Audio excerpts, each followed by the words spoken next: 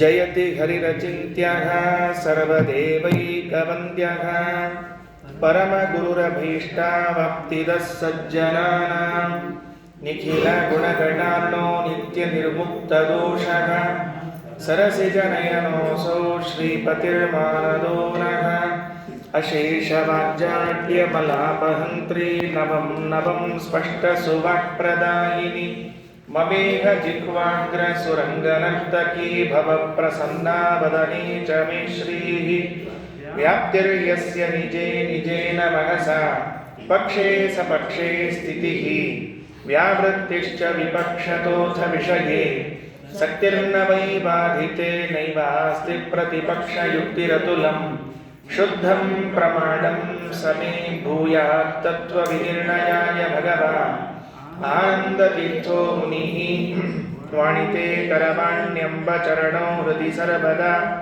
ಮದ್ವಾಕ್ಯ ಸರಣಿರ್ಭೂಯಾತ್ ಶ್ರೀಮದಾಚಾರ್ಯ ಭಾವಗ ನಮೋಸ್ತು ತಾತ್ವಿಕಾ ದೇವಾಃ ವಿಷ್ಣುಭಕ್ತಿಪರಾಯಣಾಃ ಧರ್ಮಮಾರ್ಗೇ ಪ್ರೇರಯಂತು ಭವಂತಃ ಸರ್ವ ಏವ ಹಿ ಯಸ್ಯ ಕಾಮಧೇನುರ್ನಃ ಕಾಮಿತಾರ್ಥಾನ್ ಪ್ರಯಚ್ಛತಿ ಸೇವೇತಂ ಜಯ ಯೋಗೀಂದ್ರಂ ಕಾಮಬಾಣಚ್ಛಿದಂ ಸದಾ ಅಸ್ಮದ್ಗುರುಸಮಾರಂಭಾಂ ಟೀಕಾಕೃತ್ಪಾದಮಧ್ಯಗಾಂ ಶ್ರೀಮದಾಚಾರ್ಯಪರ್ಯಂತಾಂ ವಂದೇ ಗುರುಪರಂಪರಾಂ ಪೃಥ್ವೀಮಂಡಲಮಧ್ಯಸ್ಥಾಃ ಪೂರ್ಣಬೋಧಮತಾನುಗಾಃ ವೈಷ್ಣವಾ ವಿಷ್ಣುಹೃದಯಾಃ ತಾನ್ ನಮಸ್ಸೇ ಗುರೂನ್ ಮಮ ಆಪಾದಮೌಳಿಪರ್ಯಂತಂ ಗುರುಣಾಮಾಕೃತಿಂ ಸ್ಮರೇತ್ ತೇನ ವಿಘ್ನಾಃ ಪ್ರಣಶ್ಯಂತಿ ಸಿದ್ಧ್ಯಂತಿ ಚ ಮನೋರಥಾಃ ದೃಷ್ಟಾ ಗಂಗಾ ಶಾತಿತಂ ದ್ವಾರಕೀಲಂ ಉಷ್ಟಾ ಮುದ್ರಾ ಪಂಢರೀಶಸ್ಯ ದತ್ತಾ ಕೃಷ್ಣಸ್ಪೃಷ್ಟಃ ಶೇಷದರ್ಶೀ ಲತಾವಾನ್ ಅಷ್ಟೈಶ್ವರ್ಯಂ ಸತ್ಯಸಂಧಂ ನಮಾಮಿ ರಘುಪ್ರಮತಿ ಸತ್ಪುತ್ರಂ ಸತ್ಪ್ರಮೋದ ಬಹುಪ್ರಿಯಂ ಅಜಾತಶತ್ರುಂ ತಂ ವಂದೇ ರಘುಪ್ರಿಯ ಗುರುಂ ಸದಾ. ಸತ್ಯಸಂಧ ತೀರ್ಥರು ಭಗವಂತನಲ್ಲಿ ಪ್ರಾರ್ಥನೆಯನ್ನು ಮಾಡ್ತಾ, ಭಗವಂತ ಗಜೇಂದ್ರನನ್ನು ಉದ್ಧಾರ ಮಾಡಿದ್ದೀಯ, ನನ್ನನ್ನು ಉದ್ಧಾರ ಮಾಡಲಿಕ್ಕೆ ನಿನಗೇನಾಗ್ತಾ ಇದೆ ಅಂತ ಒಂದು ಮಾತನ್ನು ಕೇಳಿದರು. ಮುಂದೆ 32ನೇ ಶ್ಲೋಕದಲ್ಲಿ ದೇವರ ಜೊತೆಗೆ ಒಂದು ಆಟ, ನಿನಗೆ ನೆನಪಿನ ಶಕ್ತಿ ಅದನೋ ಇಲ್ಲೋ ಅಂತೊಂದು ದೇವ್ರ ಜೊತೆಗೆ ಒಂದು ಜೋಕು. ಯಾಕಂದರೆ ಕೆಲವೊಂದು ಹಂಗಾಗ್ತಿರ್ತದೆ, ದೇವರ ಮರ್ತು ಬಿಟ್ಟೀನಪ್ಪ ನನ್ನ ಅಂತ ಹಿಂಗೆ ಕೇಳ್ತಿರ್ತೀವಿ ನಾವು.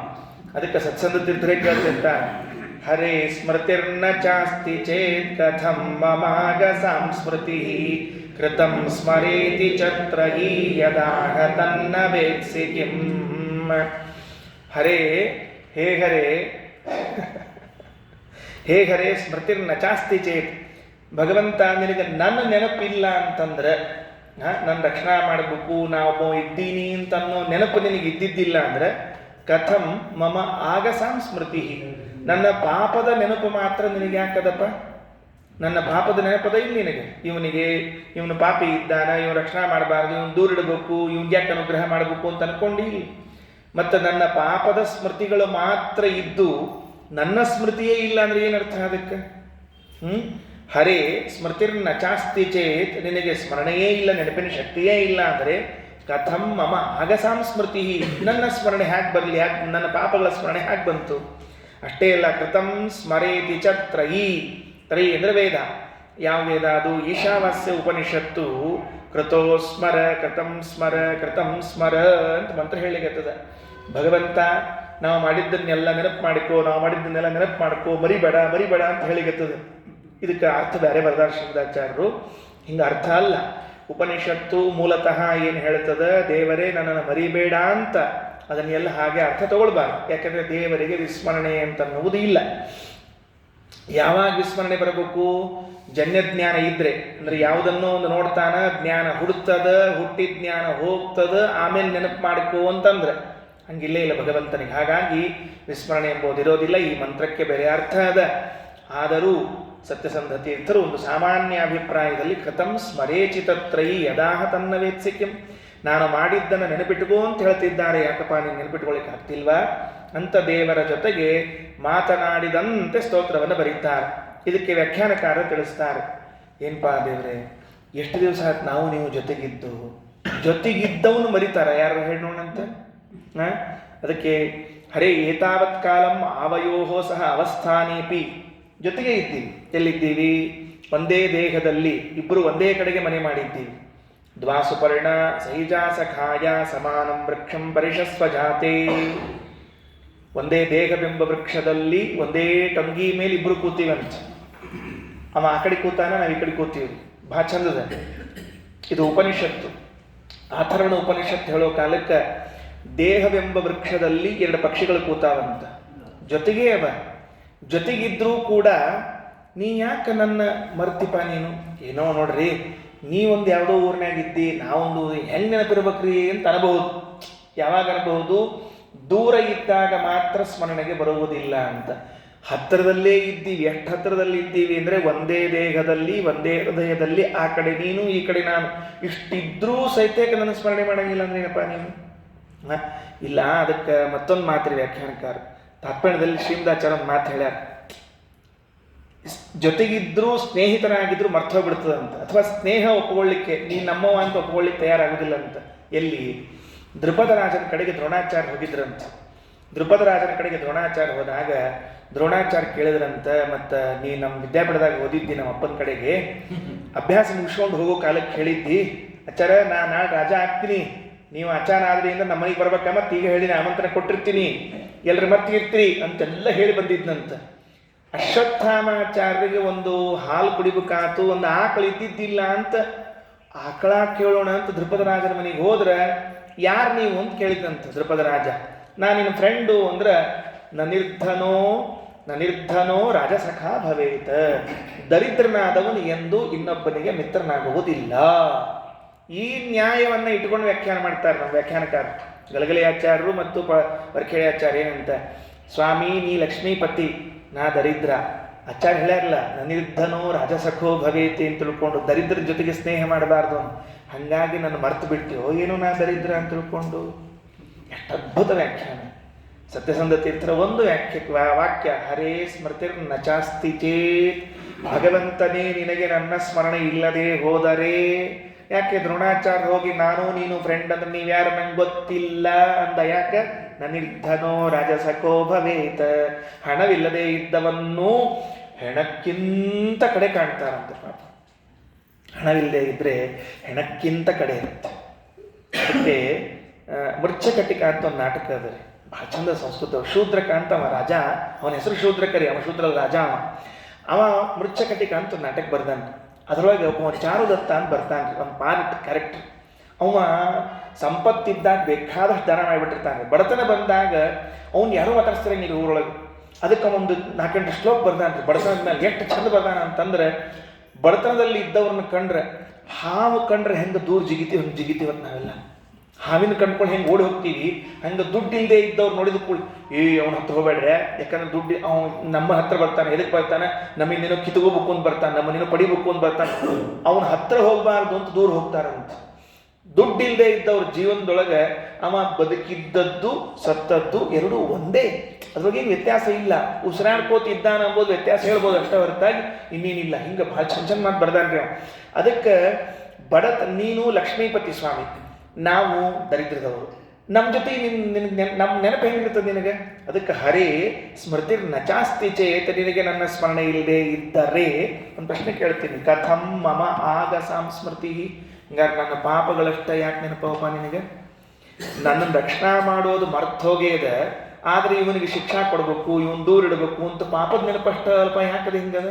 ಮತ್ತೇನು ಮಾಡಂತ ಹೇಳು, ಸ್ವಲ್ಪ ನೆನಪು ಮಾಡಿಕೋ. ಏನು? ಕೃತಂ ಸ್ಮರೇ ಚಿತ್ತತ್ರಗಿ. ವೇದ ಹೇಳ್ತದ ಕೃತೋ ಸ್ಮರ ಕೃತಂ ಸ್ಮರ. ಭಗವಂತನೇ, ನಾನು ಮಾಡಿದ ಧರ್ಮವನ್ನು, ನಾನು ಆಚರಿಸಿದ ಧರ್ಮವನ್ನು ನೋಡಿ ನನ್ನನ್ನು ನೆನಪಿಟ್ಟುಕೋ, ಅಲ್ಲ ನನ್ನ ಮೇಲೆ ಅನುಗ್ರಹ ಮಾಡು. ಅದಕ್ಕೆ ಸ್ಮರ ಅನ್ನುವ ಶಬ್ದಕ್ಕೆ ಶ್ರೀಮದಾಚಾರ್ಯರು ನಿತ್ಯದಲ್ಲಿ ಸ್ಮರಣೆ ಇರುವಂತಹ ಪರಮಾತ್ಮನಿಗೆ ಅನುಗ್ರಹೋನ್ಮುಖತ್ವಂ ನಾಣ್ಯದಿಶ್ಯತೆ. ಈಶಾವಾಸ್ಯ ಭಾಷೆಯಲ್ಲಿ ಹೇಳ್ತಾರೆ, ಭಕ್ತರ ಮೇಲೆ ಅನುಗ್ರಹ ಮುಖನಾಗುವುದು ಬಿಟ್ಟರೆ ಇನ್ಯಾವುದು ಪ್ರತ್ಯೇಕವಾದ ಸ್ಮರಣೆ ಅಂತಿರುವುದಿಲ್ಲ. ನೆನಪದ ಅದ ನಾವು ಮಾಡಿದ್ದೆಲ್ಲ. ನಾವು ಮಾಡಿದ್ದ ನೆನಪಿದ್ದ ಹೊತ್ತಿನೊಳಗೆ ಅವೇನು ಮಾಡ್ಬೇಕಾಗ್ಯದ ಅನುಗ್ರಹೋನ್ಮುಖನಾಗಬೇಕು. ಸದಾ ಅನುಗ್ರಹ ಮಾಡೋದಿಲ್ಲ, ನೆನಪಿಟ್ಟುಕೊಳ್ರಿ. ಅದು ದೇವರ ಇಚ್ಛಾ. ಅನುಗ್ರಹ ಅಂತ ಅನ್ನೋದು ದೇವರ ಪ್ರಸಾದ ಅನ್ನೋದು ಅವನ ಇಚ್ಛೆ. ಇಚ್ಛಾ ಯಾವಾಗ ಮಾಡ್ತಾನೆ ಅವಾಗ ಆಗ್ತದೆ ಅಷ್ಟೇ ಕೆಲಸ. ಆದ್ದರಿಂದ ಆ ಪ್ರಾರ್ಥನೆಯನ್ನು ಮಾಡಲಿಕ್ಕೆ ಬರ್ತದೆ. ಕೃತಂ ಸ್ಮರೇತಿ ಛತ್ರಯಿ. ನೋಡ್ರಿ, ಆ ಉಪನಿಷತ್ತಾಗಲಿ ಸತ್ಯಸಂಧ ತೀರ್ಥರಾಗಲಿ ಏನು ಹೇಳಿಕತ್ತಾರೆ ಅಂದರೆ, ನಾನು ಏನು ಆಚರಣೆಯನ್ನು ಮಾಡಿದ್ದೀನಿ, ಏನು ಧರ್ಮವನ್ನು ಮಾಡಿದ್ದೀನಿ, ಅದನ್ನು ನೋಡಿ ನನ್ನ ಮೇಲೆ ಅನುಗ್ರಹಿಸು ಅಂತ ಪ್ರಾರ್ಥನೆ ಮಾಡಲಿಕ್ಕೆ. ಇದು ಪಾಯಿಂಟ್. ನಮಗೆ ಮಹತ್ವದ ಅಂಶ ಏನು ಅಂದರೆ, ದೇವರ ಹತ್ರ ಹೋಗಿ ಸ್ವಾಮಿ ಅನುಗ್ರಹ ಮಾಡು ಅಂದರೆ ದೇವರು ಏನು ಇಟ್ಕೊಂಡು ಮಾಡಲಿ ಅಂತ ಕೇಳಿದ ಅಂದ್ರೆ ಫೇಸ್ ಅವನ ಮುಖ ತೋರಿಸ್ಲಿಕ್ಕಾದ್ರೂ ಒಂದು ಸ್ವಲ್ಪ ಧರ್ಮಾಚರಣೆ ಇರ್ಬೇಕು ನಮ್ಮ ಹತ್ರ. ಗುಡಿಗೆ ಹೋಗಿ ಬಡ ಬಡ ಬಡ ಎದುರು ನಿಂತು ಏನಪ್ಪಾ ವಿಠಲ ಮತ್ತು ಅನುಗ್ರಹ ಮಾಡ್ತಿ ಏನು ಮಾಡಿ ಅನುಗ್ರಹ ಮಾಡಲಿಕ್ಕೆ ಅಂತ ಕೇಳಿದ್ರೆ ಮುಖ ತೋರಿಸ್ಲಿಕ್ಕೆ ಆಗ್ಲಾರ್ದಂಗೆ ಇರಬಾರ್ದು ಜೀವನದೊಳಗೆ. ದೇವ್ರಿಗೆ ಹೋಗಿ ಒಂದು ಮುಖ ತೋರಿಸೋ ಹಂಗೆ ಇರಬೇಕು ಅಂತ ಆದರೆ ಕೊನೆ ಪಕ್ಷದ ಧರ್ಮಾಚರಣೆಯನ್ನು ನಾವು ಮಾಡಿರ್ಬೇಕು. ಯಾಕಂದ್ರೆ ನಾಳೆ ಕೇಳಿಬಿಡ್ತಾನೆ ದೇವರು ಅಂತ ಆದರೆ ಏನಿಲ್ಲ, ಒಣ ಒಣ ಠಣ ಠಣ ಖಾಲಿ ಕೈಲಿ ಹೋಗ್ಬಿಡೋದು ದೇವ್ರ ಮುಂದೆ. ಏನು ತಂದೆಯೋ ಅಂತ ಕೇಳಿದ್ನಂತ ಸುಧಾಮಗ. ಕಿಮಪಿ ಉಪಾಯನ ಮಾನೀತಂ ಬ್ರಹ್ಮನ್. ಏನಾದರೂ ತೊಗೊಂಬಂದಿಯಪ್ಪ ಸುಧಾಮ ಎಕ್ಸ್ಪೆಕ್ಟೇ ಮಾಡಿರ್ಲಿಲ್ರಿ ದೇವ್ರು ನನ್ನ ಕಡೆಯಿಂದ ಏನಾದ್ರು ಕೇಳ್ತಾನ ಅಂತ ತಿಳ್ಕೊಂಡು ತನ್ನ ಪಾಡಿ ತಾ ಹೋಗಿದ್ದ. ಏನೋ ನಮ್ಮ ಫ್ರೆಂಡು ಹೋಗ್ಬೋಣ ಅಂತ ಹೋಗಿಬಿಟ್ಟಿದ್ದ. ಹಂಗೆ ಹೋಗೋಣ ನಾವು ದೇವ್ರ ಮನೆಗೆ. ಅವ್ನು ಸುಧಾಮ ಕೇಳಿದಂಗೆ ಏನ್ರ ತಂದಿ ಅಂತ ಕೇಳೋಣ, ತೋರಿಸ್ಲಿಕ್ಕೆ ನಮ್ಮ ಕಡೆ ಏನಿಲ್ಲದೆ ಇದ್ರೆ. ಅದಕ್ಕಾಗಿ ಸತ್ಯಸಂಧ ತೀರ್ಥರಂತಾರೆ, ಹಂಗೆ ಹೋಗ್ಬೇಡ್ರಿ ದೇವ್ರ ಮುಂದೆ. ಕೃತಂ ಸ್ಮರೇತಿ ಛತ್ರಯಿ. ನಾನು ಮಾಡಿದ್ದನ್ನು ನೋಡಿ ಅನುಗ್ರಹಿಸು ಸ್ವಾಮಿ ಅಂತ ಕೇಳೋದಾದರೆ ಅಷ್ಟು ಸ್ವಲ್ಪ ಧರ್ಮಾಚರಣೆಯನ್ನು ಮಾಡಿಕೊಂಡಿರಿ. ನಾವು ಜೀವನದೊಳಗೆ ಬೇಕಾಗ್ತಿರ್ತಾವ. ಹರೇ ಸ್ಮೃತಿರ್ನ ಚಾಸ್ತಿ ಚೇತ್ ಕಥಂ ಬಭಾಗ ಸಂಸ್ಮೃತಿ ಕೃತಂ ಸ್ಮರೇತಿ ಛತ್ರಯಿ ಯದಾಹ ತನ್ನ ವೇತ್ಸಿಕಂ. ಅದಕ್ಕೆ ಅದು ನೆನಪಿಲ್ವ? ವೇದವೂ ನೆನಪಿದೆ, ಪಾಪವೂ ನೆನಪಿದೆ, ನನ್ನನ್ನು ಉದ್ಧಾರ ಮಾಡುವುದು ಮಾತ್ರ ನೆನಪಿಲ್ಲ ಅನ್ನಬೇಡ. ಅದಕ್ಕೆ ಅರ್ಥ ಏನು? ಭಾಳ ಚಂದದ್ರಿ. ಏನು ಅಂದರೆ, ಇದು ನೀನು ಮಾಡ್ತಾ ಇರೋದು ಚಲೋ ನಾಟಕ ಅಂತ ಹೇಳ್ತಾರೆ. ವ್ಯಾಖ್ಯಾನಕಾರ ತಿಳಿಸ್ತಾರೆ, ಜಾಣ ಕುರುಡು ಅಂತ ಇರ್ತದೆ ನೋಡ್ರಿ. ನೋಡಿದ್ರು ನೋಡ್ಲಾರ್ದಂಗೆ ಕೂತಿರೋದು. ಜಾಣ ಕಿವುಡು ಅಂತ ಇರ್ತದೆ, ಕೇಳಿಸಿದ್ರು ಕೇಳಿಸ್ತಾ ಇರ್ತದೆ. ಕೆಲವ್ರು ನೆಕ್ ಕೂತಿರ್ತಾರೆ, ಬೈತಿರ್ತಾರೆ. ಬೈಸ್ಕೊಂಡೆಲ್ಲ ಆದರೂ ಯಾಕೆ ಕೇಳಿಸ್ದಲ್ಲೇ ನಾ ಬೈದಿ ಅಂತ ಹಿಂಗಿರ್ತಾರೆ. ಅವ್ರಿಗೆ ಗೊತ್ತದ್ರಿ.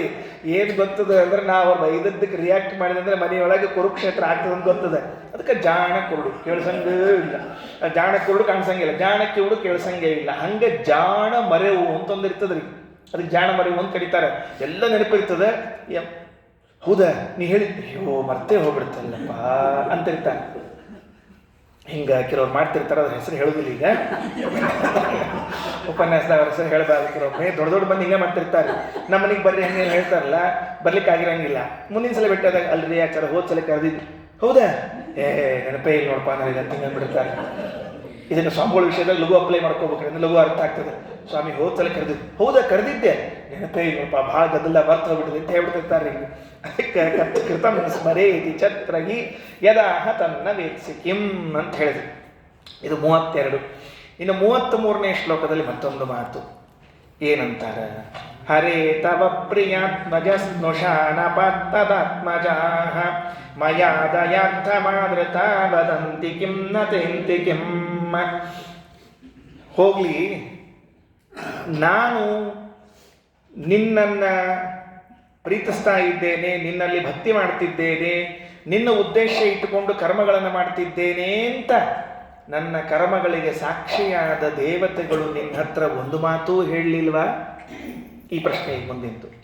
ಇದನ್ನ ಎಷ್ಟು ಚಂದ ತರ್ತಾರೆ ಅಂದರೆ, ಸತ್ಯಸಂಧ ತೀರ್ಥ ಅದು ಸಂಬಂಧವೇ ಬಹಳ ಚಂದ ಇದೆ. ದೇವತೆಗಳು ನಿನ್ನ ಹತ್ರ ಹೇಳಲಿಲ್ವೇ ಅಂತ ಕೇಳ್ತಾರೆ. ದೇವತೆಗಳು ಅಂತ ಅಂದುಬಿಟ್ರೆ ಏನೋ ದೂರ ಮಾಡಿದಂಗೆ ಅನಿಸ್ತದೆ ಅಂತ ತಿಳ್ಕೊಂಡು ಹೇಳಿ ಒಂದು ಸಂಬಂಧ ತಗೊಂಡ್ಬರ್ತಾರೆ. ಹರೇ ಭಗವಂತ, ತವ ಪ್ರಿಯ ನಿನ್ನ ಹೆಂಡತಿ. ನಿನ್ನ ಹೆಂಡತಿ ಅಂದ್ರೆ ಲಕ್ಷ್ಮೀದೇವಿ. ಆತ್ಮಜ ನಿನ್ನ ಹೆಂಡತಿ ಮಗ ಅಂದ್ರೆ ನಿನ್ನ ಹೆಂಡತಿಯಲ್ಲಿ ಹುಟ್ಟಿದ ನಿನ್ನ ಪುತ್ರ ವಾಯುದೇವರು. ಸ್ನುಷ ಅಂದ್ರೆ ಸೊಸಿ. ಏನು ಆಶ್ಚರ್ಯ ಇಲ್ಲದ್ರೆ ಭಾರತೀದೇವಿ. ತದಾತ್ಮಜಾಹ ಸೊಸಿ ಮಕ್ಕಳು ಅಂದ್ರೆ ದೇವತೆಗಳು. ಹಿಂಗೆ ತಗೊಂಡು ಬಂದ್ರೆ ಉತ್ತರ ಕುಡ್ಕೊಂಡ ಅಂದ್ರೆ ದೇವತೆಗಳನ್ನ ಪರಮಾತ್ಮನ ಮೊಮ್ಮಕ್ಕಳು ಅಂತ ಮಾಡಿಟ್ಬಿಟ್ಟಿರ್ತಾರೆ. ಅದಕ್ಕೆ ಹೆಂಗದ ಅಂದ್ರೆ, ಅಲ್ಲಪ್ಪ ಅಜ್ಜ ಮೊಮ್ಮಕ್ಕಳು ಹೇಳಿದ್ದಾರ ನೆನಪಿರ್ತಾ ಇಲ್ಲ ನಿನಗೆ?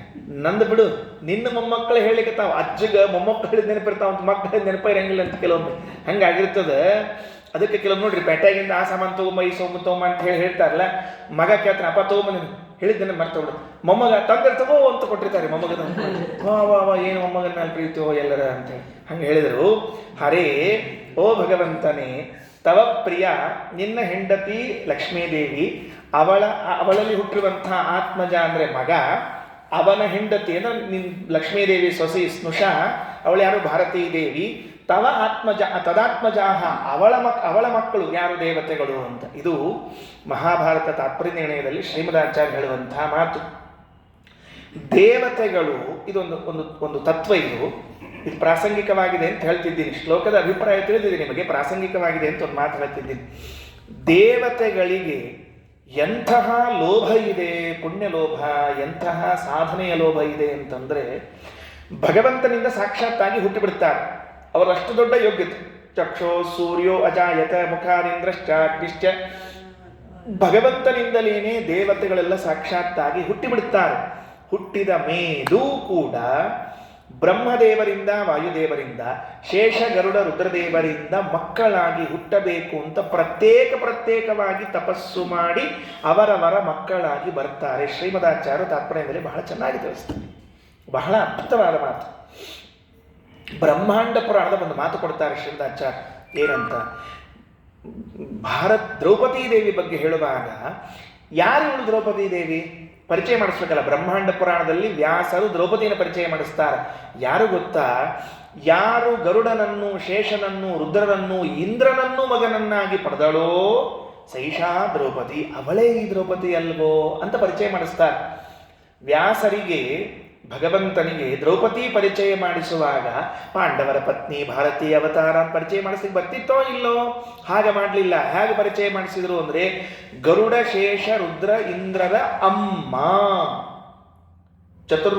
ಚತುರ್ಮುಖಾಭಾನ್ ಚತುರ ಕುಮಾರಾನ್. ಅವ್ರು ಹೆಂಗಿದ್ರು, ವರ್ಚಸ್ಸಿನಿಂದ ಬ್ರಹ್ಮದೇವರ ಪಡಿಯಚ್ಚಗಳಂತೆ ಇದ್ರಂತೆ. ಮತ್ತು ಭಾವಿ ಬ್ರಹ್ಮರು, ವಾಯುದೇವರು ಅವ್ರ ಮಕ್ಕಳಾಗಿ ಬಂದವ್ರು ಮತ್ತೆ ಹಂಗೆ ಕಾಣ್ತಿರ್ಬೇಕಲ್ಲ, ಅಂಥವರು ಇವಳು ಅಂತ ಸುಮ್ಮನೆ ಹೇಳ್ತೀನಿ. ಅಂದ್ರೆ ಏನಾಯ್ತು, ದೇವತೆಗಳು ವಾಯುದೇವರಿಗೆ ಮಕ್ಕಳಾಗಿ, ದೇವತೆಗಳು ಬ್ರಹ್ಮದೇವರಿಗೆ ಮಕ್ಕಳಾಗಿ, ಶೇಷದೇವರಿಗೆ, ಗರುಡ ದೇವರಿಗೆ ಮಕ್ಕಳಾಗಿ, ರುದ್ರದೇವರಿಗೆ ಮಕ್ಕಳಾಗಿ ಬರ್ತಾರಂತೆ ಪ್ರತ್ಯೇಕ. ಯಾಕ? ಅಷ್ಟು ರೂಪಗಳನ್ನು ತೆಗೆದುಕೊಂಡ್ರೆ ಒಂದು ಅವಕಾಶ ಇದೆ, ಸಾಧನೆಗೆ ಅವಕಾಶ ಹೆಚ್ಚು. ಏನು ಸಾಧನೆಗೆ ಅವಕಾಶ ಹೆಚ್ಚು? ವಾಯುದೇವ್ರ ಮನ್ಯಾಗ ಮಕ್ಕಳಾಗಿ ಹುಟ್ಟ್ಯಾರಂತ ಇಟ್ಕೊಳ್ರಿ.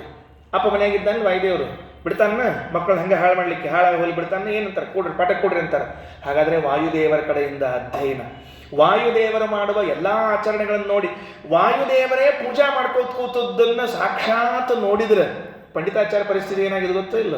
ಪಂಡಿತಾಚಾರ್ಯರು, ತ್ರಿವಿಕ್ರಮ ಪಂಡಿತಾಚಾರ್ಯರು ಶ್ರೀಮದಾಚಾರ್ಯ ಉಡುಪಿಯಲ್ಲಿ ಕೃಷ್ಣನ ಪೂಜಾ ಮಾಡೋದು ನೋಡಿ ವಾಯುಸ್ಥಿತಿ ಬರೆದಿಟ್ರಂತ ಒಂದು ಸರ್ತಿ ಝಲಕಿಗೆ. ಇನ್ನು ದೇವತೆಗಳು ಅವ್ರ ಮನೆಯಾಗ ಹುಟ್ಟಿ ಅವರ ಅಮ್ಮ ಅವರಪ್ಪ ಅಂದ್ರೆ ಏನಾಗಬೇಡ. ಅಂದರೆ ಈ ಸಾಧನೆಯ ಲೋಭ ಇದ್ದದ್ದರಿಂದ ಭಾರತೀಯಲ್ಲೂ ಮಕ್ಕಳಾಗ್ತಾರೆ, ಸರಸ್ವತಿಯಲ್ಲೂ ಮಕ್ಕಳಾಗ್ತಾರೆ, ಪಾರ್ವತಿಯಲ್ಲೂ ಮಕ್ಕಳಾಗಿ ಬರ್ತಾರೆ ದೇವತೆಗಳು ಅಂತ ಶ್ರೀಮದಾಚಾರ್ಯ ತಿಳಿಸಿಕೊಡ್ತಾರೆ. ಅಷ್ಟೇ ಅಲ್ಲ, ವಾಯುದೇವರು ತಾವು ಉಪಾಸನೆ ಮಾಡುವ ಎಷ್ಟೋ ಅಂಶಗಳನ್ನು ಗರುಡಶೇಷಾದಿಗಳಿಗೆ, ಇಂದ್ರಾದಿಗಳಿಗೆ ಉಪದೇಶ ಮಾಡ್ತಾರೆ ಅವರು ಯೋಗ್ಯವಾಗಿದ್ದರೆ. ಹಾಗಿದ್ರೆ ಈ ಎಲ್ಲ ಅಂಶಗಳನ್ನು ಉಪಯೋಗಿಸಿಕೊಳ್ಳಬೇಕು ಅನ್ನೋದಕ್ಕೆ, ಅದಕ್ಕೆ ಬಳಿತ್ಥಾ ಸೂಕ್ತದಲ್ಲಿ ಈಶಾನಾಸ ಸಾಕ್ರಂತ ಸೂರಯ, ಈಶಾನಾಸ ಸೂರಯ, ರುದ್ರಾದಿ ಜ್ಞಾನಿಗಳು ಅನಾಯಾಸವಾಗಿ ಜ್ಞಾನವನ್ನು ಪಡೆದುಕೊಂಡ್ರು ಅಂತ. ಅನಾಯಾಸವಾಗಿ ಹೆಂಗೆ ಜ್ಞಾನ ಪಡ್ಕೋತಾರೆ? ಶವಸ ಅಂದ್ರೆ ಸುಖೇನ, ಅನಾಯಾಸೇನ. ರುದ್ರಾದಿ ದೇವತೆಗಳು ಅನಾಯಾಸೇನ ಜ್ಞಾನ ಪಡೆದುಕೊಂಡ್ರು ಅಂತ. ಅದೇಂದ್ರಿ ಅನಾಯಾಸನ ಪಡ್ಕೊಳ್ಳಿಕ್ಕಾಗ್ತದೆ? ಮತ್ತು ವಾಯುದೇವರ ಅಪ್ಪ ಆದರೆ ಅನಾಯಾಸನ ಪಡ್ಕೊಳ್ಳೋದು ಏನೇನು ಮಾಡ್ತಾರೆ? ಅಂತ ತಂದೆಯೇ ಮನೆಯಲ್ಲಿ ಜ್ಞಾನಿಯಾಗಿದ್ದಾಗ ಪಾಠ ಹೇಳುತ್ತಿರುವಾಗ ಅನಾಯಾಸವಾಗ್ತದೆ. ಅದಕ್ಕೆ ಬಳಿತ್ಥಾ ಸೂಕ್ತ ಹಾಗೆ ಹೇಳಿದ್ದು. ಈ ಎಲ್ಲ ಅಂಶಗಳನ್ನು ನಾವು ತಲೆಯಲ್ಲಿ ಇಟ್ಟುಕೊಂಡಿರ್ಬೇಕು. ಅದಕ್ಕೆ ನಮ್ಮ ಸ್ವಾಮಿಗಳು ಒಂದು ಸರ್ತಿ ಪ್ರವಚನದಲ್ಲಿ ಹೇಳಿದರು, ಭಾಗವತ ಹೇಳೋ ಕಾಲಕ್ಕೆ ಭಾಳ ಚಂದ. ಏನದು ಅಂದರೆ, ಅಶ್ವತ್ಥಾಮಾಚಾರ್ಯರು ಬ್ರಹ್ಮಾಸ್ತ್ರ ಬಿಟ್ಟಿದ್ರಂತ. ಬ್ರಹ್ಮಾಸ್ತ್ರ ಬಿಟ್ಟರು. ಅದು ಬ್ರಹ್ಮಾಸ್ತ್ರವನ್ನು ಅರ್ಜುನ ಭೀಮಸೇನೆಲ್ಲ ಮುಗೀತು. ಕೊನೆಗೆ ಬಿಟ್ಟವ್ರು ಅಶ್ವತ್ಥಾಮಾಚಾರ್ಯನ ಕರ್ಕೊಂಬಂದ್ರಂತ. ಬಿಟ್ಟವ್ರು ಯಾರು? ಬ್ರಹ್ಮಾಸ್ತ್ರವನ್ನು ಅಶ್ವತ್ಥಾಮಾಚಾರ್ಯ. ಉಳಿದ ಕಥೆ ಎಲ್ಲ ನಿಮ್ಗೆ ಗೊತ್ತದ. ಬ್ರಹ್ಮಾಸ್ತ್ರ ಬಿಟ್ಟಿರುವಂಥ ಅಶ್ವತ್ಥಾಮಾಚಾರ್ಯನ ಕರ್ಕೊಂಡು ಬಂದು ಕೈಕಾಲ ಕಟ್ಟಿ ದ್ರೌಪದಿ ಮುಂದೆ ಹಾಕಿದ್ರಂತ. ಒಬ್ಬರಂದ್ರು ಶಿಶು ಹತ್ಯೆ ಮಾಡಿದ ಇವನು ಕೊಲ್ರಿ ಅಂತ, ಇನ್ನೊಬ್ಬರಂದ್ರು ಹಂಗ ಹಿಂಗ ಅಂತೆಲ್ಲ ಚರ್ಚೆ ಆತ್ರಿ. ಕೊನೆಗೆ ಹೊಡಿಬೇಕು ಬೇಡೋ ಹಂಗ ಹಿಂಗೆ ಎಲ್ಲ ಆಯ್ತು. ದ್ರೌಪದಿ ದೇವಿ ಮಾತ್ರ ಹೇಳಿದಂತೆ ಮುಚ್ಚತಾಮೇಷಃ ನಿತರಾಂ ಬ್ರಾಹ್ಮಣೋ ಗುರು. ಮೊದಲು ಅವ್ನು ಬಿಡ್ರಿ. ಯಾಕಂದ್ರೆ ದ್ರೋಣಾಚಾರ್ಯರೇ ಪುತ್ರ ರೂಪದಲ್ಲಿ ಇರ್ತಾರೆ, ಗುರುಗಳೇ ಗುರುಪುತ್ರರಾಗಿರ್ತಾರೆ, ಬಿಡ್ರಿ ಅಂತೆಲ್ಲ ಹೇಳಿದ್ರು. ದ್ರೌಪದಿ ದೇವಿ ಒಟ್ಟಿಗೆ ಅಶ್ವತ್ಥಾಮಾಚಾರ್ಯರಿಗೆ ಏನೂ ಮಾಡ್ಲಿಕ್ಕೆ ಬಿಡುವಲ್ಲ. ಭೀಮಸೇನ್ ದೇವ್ರು ಅಲ್ಲಿಗತ್ತಾರ, ಅರ್ಜುನ ಅಲ್ಲಿಗತ್ತಾನ, ಬಾಜುಕಿದ್ದವಂತೆ ಅವ್ರ ಜ್ಞಾನ ಬಿಡಬಾರ್ದ್ರಿ, ಅವ್ರನ್ನ ಹೊಡೆದ ಬಿಡ್ಬೇಕು, ಹಂಗೆ ಮಾಡಬಾರ್ದು ಹಿಂಗೆ ಮಾಡಬಾರ್ದು ಅಂತ ತಿಳ್ಕೊಂಡು ಹೇಳಿದ್ರೆ ದ್ರೌಪದಿ ಒಟ್ಟವರಿಗೆ ಗಾಯ ಆಗದೆ ಇದ್ದಂಗೆ, ಹಾನಿಯಾಗದೆ ಇದ್ದಂಗೆ ತಡಿತಾ ಇದ್ದಂತೆ. ಅದಕ್ಕೆ ನಮ್ಮ ಸ್ವಾಮಿಗಳು ಹೇಳಿದ ರಹಸ್ಯ ಏನು ಗೊತ್ತೇನೆ ಕಾರಣ? ಯಾಕೆ ಅವ್ರನ್ನ ಕೊಲ್ಲಬೇಕು ಅನ್ಲಿಕತ್ತಿದ್ರಿ? ಈ ಉಪಪಾಂಡವರನ್ನ ಅವ್ರು ಕೊಂದಿದ್ರು ಅಂತಕೊಂಡು. ಉಪಪಾಂಡವರು ಅವತಾರದಲ್ಲಿ ಮಕ್ಕಳಾದವರು. ಅಶ್ವತ್ಥಾಮಾಚಾರ್ಯರು ರುದ್ರದೇವರು ಮೂಲ ರೂಪದ ಮಕ್ಕಳು. ಈ ಅವತಾರದ ಮಕ್ಕಳಿಗಾಗಿ ಮೂಲ ರೂಪದ ಮಗನನ್ನ ಕಳ್ಕೊಳ್ಳಿಕ್ಕೆ ಯಾಕೆ ತಯಾರಾಗ್ತಾ ದ್ರೌಪದಿ ದೇವಿ? ಅದಕ್ಕೆ ಬೇಡ, ಬಿಡ್ರಿ ಅಂದ್ರು ಅಂತ ನಮ್ಮ ಸ್ವಾಮಿಗಳು ತಾತ್ಪರ್ಯದ ವಿಷಯವನ್ನು ಇಟ್ಟುಕೊಂಡು ಹೇಳಿಕೊಟ್ಟಿದ್ದಾರೆ. ಅದರಿಂದ ಅಶ್ವತ್ಥಾಮಾಚಾರ್ಯನ ದ್ರೌಪದಿ ದೇವಿ ಕೊಲದೇ ಇರಲಿಕ್ಕೆ ಸ್ವಂತ ಪುತ್ರ, ಇವು ಬಾಡಿಗೆ ಮಕ್ಕಳು ಖರೆ ಅಂದ್ರೆ ಯಾವ ಬಾಡಿಗೆ ಮಕ್ಕಳು? ಉಪಪಾಂಡವರೆಲ್ಲ ಬಾಡಿಗೆ ಮಕ್ಕಳು. ಸ್ವಂತ ಮಕ್ಕಳು ಯಾರು? ಅಶ್ವತ್ಥಾಮಾಚಾರ್ಯ. ಆದ್ದರಿಂದ ಅದನ್ನೇ ಹರೇ ತವ ಪ್ರಿಯ ಸ್ನುಷಾತ್ಮಾತ್ಮಜ ಸ್ನುಷಾಹ ತದಾತ್ಮಜಾಹ ಇವುದೇನು ಮುಂದೆ? ಹೌದು, ನಾನು ಅವರ ಆರಾಧನೆ ಮಾಡಿದ್ದೇನೆ.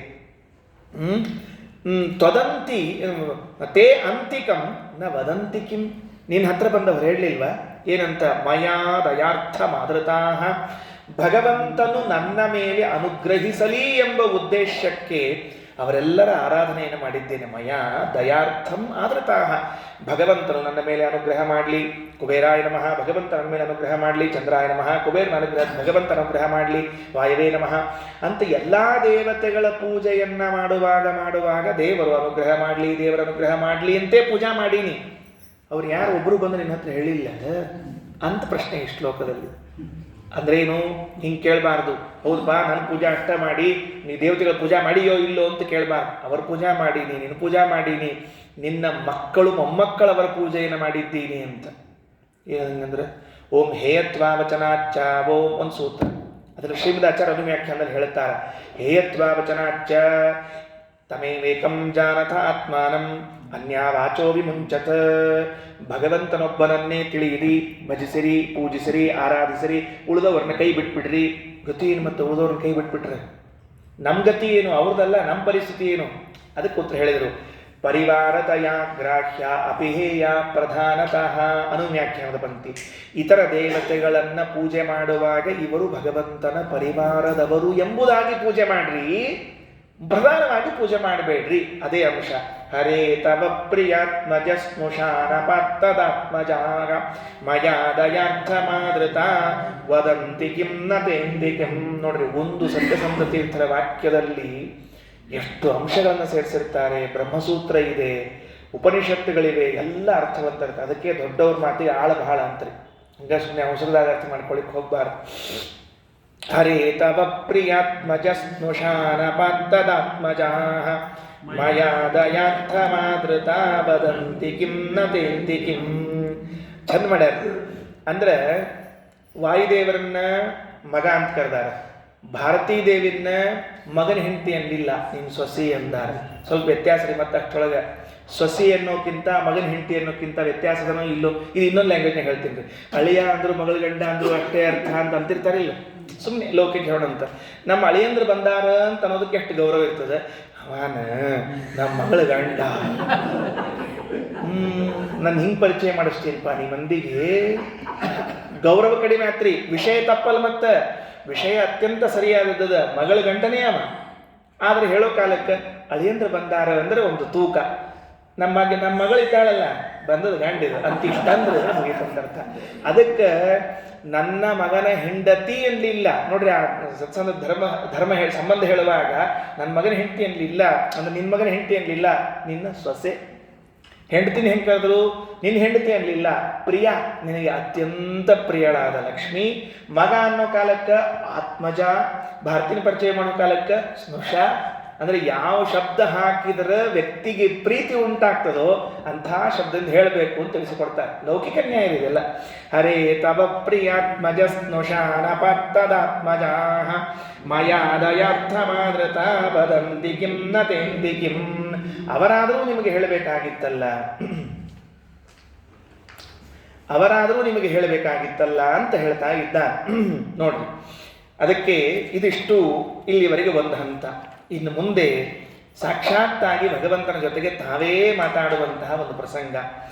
ತಾತ ಶ್ರೀರಾಮಮೂರ್ತಿ ರಮಲ ಕಮಲತೋಭ್ಯರ್ಚ ಮಾತುರ್ನ ಶಿಷ್ಟಂ ಕಂಜಂ ಕಂಜಾದಜಾಯ ಇತಿ ಯದವನಶಿ ಪ್ರಾದರ ಕಂಜಮೇಕಂ ತತ್ಕಿಂ ಜಾಯಾದಯಾತಃ ಕಿಮು ಮೈ ದಯ್ಯಾನೈವ ಜಾನೇಹಮಜ್ಞಃ ಸ್ವಾಮಿನ್ ಶ್ರೀ ಸತ್ಯಬೋಧ ವೃತಿಪರ ಹೃದಯಾಂ ಭೋಜವಾಸಿನ್ ವದತ್ವಂ. ಇದು ಬಹಳ ಪ್ರಸಿದ್ಧವಾದ ಶ್ಲೋಕ. ಸತ್ಯಸಂಧ ತೀರ್ಥರ ಮಹಿಮೆಯನ್ನು ಜಗತ್ತಿಗೆ ತಿಳಿಸುವುದಕ್ಕಾಗಿ ಭಗವಂತನೇ ಹೂಡಿದ ಒಂದು ಆಟ. ನಮ್ಮ ಆಚಾರ್ಯ ವ್ಯಾಖ್ಯಾನಕಾರ ಬಹಳ ದೀರ್ಘವಾಗಿ ಬರೆದಿದ್ದಾರೆ. ಎಷ್ಟು ಚಂದ ಕಥೆ ಬರೆದಾರ ಅಂದರೆ, ಸತ್ಯಸಂಧ ತೀರ್ಥರು ಸಂಚಾರ ಮಾಡ್ತಾ ಬೇರೆ ಬೇರೆ ಊರಿಗೆ ಹೋಗೋದು. ಸನ್ಯಾಸಿಗಳು ನೋಡ್ರಿ, ಗ್ರಾಮ ಏಕರಾತ್ರ ವಿಧಿನ ಸ್ವಾಮಿಗಳು ಎಷ್ಟು ದಿವಸ ಇರ್ಬೇಕ್ರಿ ಒಂದೂರಾಗ? ಒಂದು ರಾತ್ರಿ ಮಾತ್ರ. ಚಾತುರ್ಮಾಸ್ಯ ಬಿಟ್ಟು, ಚಾತುರ್ಮಾಸ್ಯದ ಕಾಲ ಹೊರತುಪಡಿಸಿ ಉಳಿದ ಕಾಲದಲ್ಲಿ ಸ್ವಾಮಿಗಳು ಒಂದೇ ರಾತ್ರಿ ಒಂದು ಊರಲ್ಲಿ ಇರಬೇಕ್ರಿ, ಜಾಸ್ತಿ ಇರಬಾರ್ದ್ರಿ. ಯಾಕಂದ್ರೆ ಅಭಿಮಾನ ಬೆಳೆದ್ಬಿಡ್ತಾವ. ಒಂದು ಊರಿನಾಗ ಭಾಳ ದಿವಸ ಇದ್ಬಿಟ್ರು ಅಂದರೆ ಅಭಿಮಾನ ಬೆಳೆದ್ಬಿಡ್ತದೆ. ಅದಕ್ಕೆ ಅವ್ರನ್ನ ಬಿಡಿಸ್ತಿರ್ತಾರೆ. ಅಲ್ಲಿ ಸಂಚಾರ ಮಾಡ್ತಾ ಬಂದಿದ್ದಾರೆ. ಭಾಳ ತೀರ್ಥಯಾತ್ರಾ ಮಾಡ್ತಿದ್ರು, ಸಂಚಾರ ಮಾಡ್ತಿದ್ರು. ಮಾಡಿದ ಕಾಲಕ್ಕೆ ಒಂದು ಊರು, ಒಂದು ಊರು, ಆ ಊರಿಗೆ ಸ್ವಾಮಿಗಳು ಬಂದಿದ್ದಾರೆ. ಆ ಊರಿಗೆ ಸ್ವಾಮಿಗಳು ಬಂದಾಗ ಸ್ವಾಮಿಗಳ ಮಹಿಮೆಯನ್ನು ಜಗತ್ತಿಗೆ ತಿಳಿಸಬೇಕು ಅಂತ ಪರಮಾತ್ಮನೇ ಒಂದು ವ್ಯವಸ್ಥೆ ಮಾಡಿದ್ದಂತೆ. ಹಾಗೇದ ಉಷ್ಟ್ರ ಮುದ್ರಾ ಪಂಡರೀಶಸ್ಯ ದತ್ತ ಅಂತ ವಿಠ್ಠಲ್ ದೇವರಿಗೆ ಮುದ್ರೆ ಹಾಕಿ, ವಿಠ್ಠಲ್ ದೇವರೇ ಮುದ್ರೆ ಹಾಕಿಸ್ಕೊಂಡು ಸತ್ಯಸಂಧ ತೀರ್ಥರ ಮಹಿಮಾ ಏನು ಅಂತ ತೋರಿಸಿಕೊಟ್ಟಾರ ಜಗತ್ತಿಗೆ. ಭಕ್ತರ ಮಹಿಮಾ ಪ್ರಚಾರ ಮಾಡ್ಲಿಕ್ಕೆ ದೇವರು ನಾನಾ ವೇಷ ಹಾಕೋತಿರ್ತಾನಂತ. ಹೀಗಾಗಿ ಮತ್ತೊಂದು ಕಾರ್ಯಕ್ರಮ, ಈಗ ಅದೊಂದಾತು ಇದೊಂದು ಕಾರ್ಯಕ್ರಮ. ಏನಾಯ್ತು? ಅವರು ಅಲ್ಲಿ ಒಂದು ಕಾಡು, ಈ ಹೂ ದೇವ್ರ ಪೂಜಾಕ್ಕೆ, ರಾಮದೇವ್ರ ಪೂಜಾಕ್ಕೆ ಹೂ ತರಬೇಕು ನೋಡ್ರಿ. ಹೂ ತರಬೇಕು. ಅದೇನಾಗ್ಯದ, ಅದು ಟೀಕಾರ ಪದ್ಯಮಾಲದಾಗ ಒಂದು ಮಾತು ಹೇಳ್ಯಾರ, ಎಲ್ಲಿಂದ ಹೂ ತರಬೇಕು ದೇವ್ರ ಪೂಜಾಕ ಅಂತ.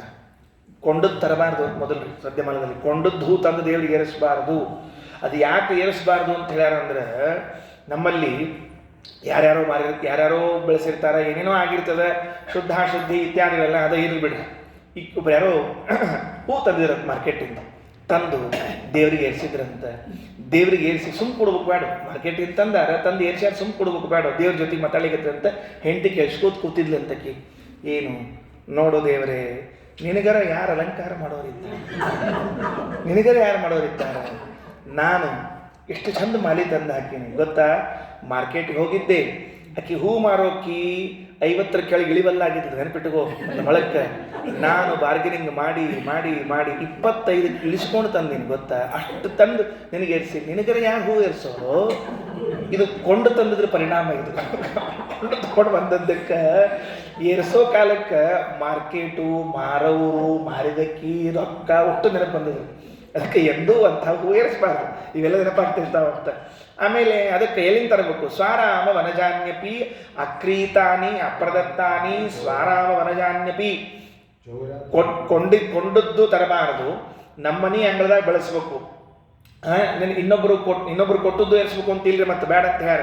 ಅಥವಾ ಕಾಡಿನಲ್ಲಿ ಬೆಳೆದಿರ್ತಾವಲ್ಲ ಅವನ್ ತಗೊಂಡು ಬರ್ಲಿಕ್ಕೆ ಅವಕಾಶ ಅದ. ಅದಕ್ಕೆ ರಾಮದೇವರೇ ಮಠದ ಸಿಬ್ಬಂದಿಯ ವೇಷವನ್ನು ಹಾಕ್ಕೊಂಡು, ಮಠದಲ್ಲಿ ಸೇವಾ ಮಾಡೋ ಒಂದು ವೇಷ ಹಾಕ್ಕೊಂಡು ಹೋದ್ರು. ಎಲ್ಲಿ ಹೋದ್ರು ಅಂದ್ರೆ ಕಾಡಿಗೆ ಹೋದ್ರು. ಅದು ಯಾವ ತೀರ್ಥ ಯಾವ ಕ್ಷೇತ್ರ ನಮ್ಗೆ ಗೊತ್ತಿಲ್ಲ, ಒಟ್ಟು ಇಂಥದ್ದೊಂದು ಇತಿಹಾಸ ಆಗಿದೆ, ನಮ್ಮ ಹಿರಿಯರ ಬಾಯಿಂದ ಕೇಳ್ಕೊತ ಬಂದದ್ದು. ಸ್ವಭಕ್ತ ಮಾಹಾತ್ಮ್ಯ ಪ್ರಕಟನಾರ್ಥಂ ಸ್ವಾಮಿ ಭೃತ್ಯ ವೇಷಂ ಗೃಹೀತ್ವ ಅರಣ್ಯ ಗುಹಾಂ ಪ್ರವಿಷ್ಟ. ಅಲ್ಲೊಂದು ಕಾಡಿನೊಳಗೊಂದು ಗುಹೆ. ಆ ಗುಹೆ ಒಳಗೆ ಹೋದ್ರು, ರಾಮದೇವರೇ ಹೋದ್ರು. ರಾಮದೇವರು ಮಠದಾಗ ಯಾರು ಪೂಜೆ ಮಾಡಿಸ್ಕೋತಾರ, ರಾಮದೇವರು ಒಬ್ಬ ಸಿಬ್ಬಂದಿ, ಮಠದ ಸಿಬ್ಬಂದಿ ವೇಷ ಹಾಕ್ಕೊಂಡು ಅಲ್ಲಿ ಹೋಗಿ, ಅಲ್ಲಿ ನೋಡಿದ್ರು ಋಷಿಗಳೆಲ್ಲ ಕೂತಿರಂತ, ಜ್ಞಾನಿಗಳು ತಪಸ್ಸುಗಳೆಲ್ಲ ಋಷಿಗಳು ಕೂತಾರ. ಕೆಳಗೆ ಹೋದ್ರು, ಕೇಳಿದ್ರಂತ, ಯಾರಪ್ಪ ನೀನು ಅಂತ ಕೇಳಿದ್ರಂತ. ಅವ್ರು ಬಂದವರು. ಅವ್ರಿಗೆ ಹೆಂಗೆ ಗೊತ್ತಾಗ್ತದೆ? ರಾಮದೇವ್ರು ಅಂತ ತಿಳ್ಕೊಂಡು ಹೇಳಿ, ದೈವೀಶೇಷ ಗುಣಮಯಿ ಮಮ ಮಾಯಾ ದುರತ್ಯ ದೇವರಂತಾನ, ನಾ ಅಂತಿಂಥವ್ರಿಗೆಲ್ಲ ಪರಿಚಯ ಆಗೋದಿಲ್ಲ, ನನ್ನ ಇಚ್ಛಾ ಯಾರಿಗೆ ಬರ್ತಾ ಅವ್ರಿಗಟ್ಟೆ ಪರಿಚಯ ಮಾಡ್ಕೋತೀರಿ ಅಂತ ಹೇಳ. ಅಕ್ಕಿ ಕೊಲ್ಲಾಪುರದಿಂದ ಲಕ್ಷ್ಮೀದೇವಿ ವೆಂಕಟೇಶನ್ ಕಡೆ ಓಡಿ ಬರೋ ಕಾಲಕ್ಕೆ ಸೂರ್ಯ ಹೋಗಿ ಹೇಳಿದ್ನಂತ, ನಿಮ್ಮ ಮನೆಯವರು ಮುಗ್ದದ ಯಾವಾಗೋ ಇವಾಗ ಅಂದ್ರೆ ಹಂಗೆ ನಪ್ಕೊಂಡು ಬಂದಿಲ್ಲಂತ ಹೆಣ್ಮಗಳು. ಪಾಪ ವೆಂಕಟೇಶ್ ಮಾತು ಕೇಳ್ತಿಲ್ಲೋ, ಆ ಕೊಲ್ಲಾಪುರದಾಗಿಂದ ಹಂಗೆ ಸಂಪಿಗೆ ಹಿಡ್ಕೊಂಡು ಹಂಗೆ ಓಡಿ ಬಂದಂತ. ಅಕ್ಕಿ ಬರೋ ಹೊತ್ತಿಗೆ ಆ ಶ್ರೀನಿವಾಸ ಈ ಕಡೆ ರುದ್ರದೇವರು ಈ ಕಡೆ ಬ್ರಹ್ಮದೇವ್ರ ಬೇರೆ ಮೇಲೆ ಕೈ ಹಾಕ್ಕೊಂಡು ಕಾಲು ಹಿಂಗೆ ಜೋತ್ ಬಿಟ್ಕೊಂಡು ಹೊಂಟಿದ್ದಂತೆ. ಅಂದರೆ ಶ್ರೀನಿವಾಸ ಕೃಷ್ಣಾರ್ಪಣ ಮಸ್ತು ಅಂತ ತಿಳಿಬೇಕು ಅಂತ. ಲಕ್ಷ್ಮೀದೇವಿಗೆ ಮೋಹ ಉಂಟು ಮಾಡಿದವ, ಇನ್ನು ಉಳಿದವ್ರ ಪರಿಸ್ಥಿತಿ ಏನೋ ಗೊತ್ತಿಲ್ಲ.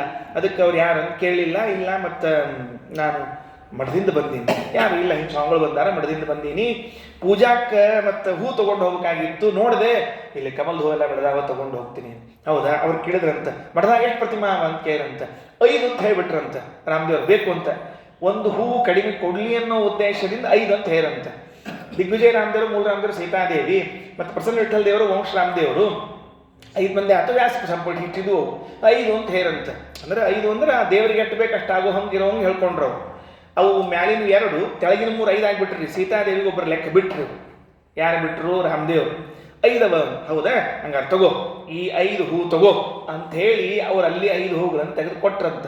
ಕೊಟ್ಟು ಹೇಳಿದ್ರಂತ, ಇದನ್ನು ಮುಟ್ಸು, ನಿಮ್ಮ ಸ್ವಾಮಿಗಳಿಗೆ ಹೇಳು ನಾವೆಲ್ಲ ಇದ್ದೀವಿ, ನಿಮ್ಮ ಪೈಕಿ ಇಲ್ಲೇ ಇದ್ದೀವಿ ಅಂತ ಹೇಳು ಅಂತ ಇಷ್ಟು ಹೇಳ್ಬಿಟ್ರಂತ. ಅಲ್ಲೇನು ಕೂತಿದ್ರು ಆ ಋಷಿಗಳು, ಜ್ಞಾನಿಗಳು ಯಾರ್ಯಾರಿದ್ರು ಅವರ ಸಂಬಂಧಿಕರು ಇವರು ಅಂತ ಪರಿಚಯ ಮಾಡಿಸಿ ಹೇಳಿದ್ರಂತೆ. ಅಂದರೆ ಸತ್ಯಸಂಧ ತೀರ್ಥರು ಆ ವರ್ಗದಲ್ಲಿ ಸೇರಿದವರು ಅಂತ ಅನ್ನೋದನ್ನು ತಿಳಿಸ್ಲಿಕ್ಕೆ ಹೊರಟಿದ್ದಾನೆ ರಾಮಚಂದ್ರ. ತೊಗೊಂಡು ಬಂದರು ಸೀದಾ ಅವರು ಮಠಕ್ಕೆ ತೊಗೊಂಡು ಬಂದು ಹೂ ತೊಗೊಂಡು ಬಂದರು.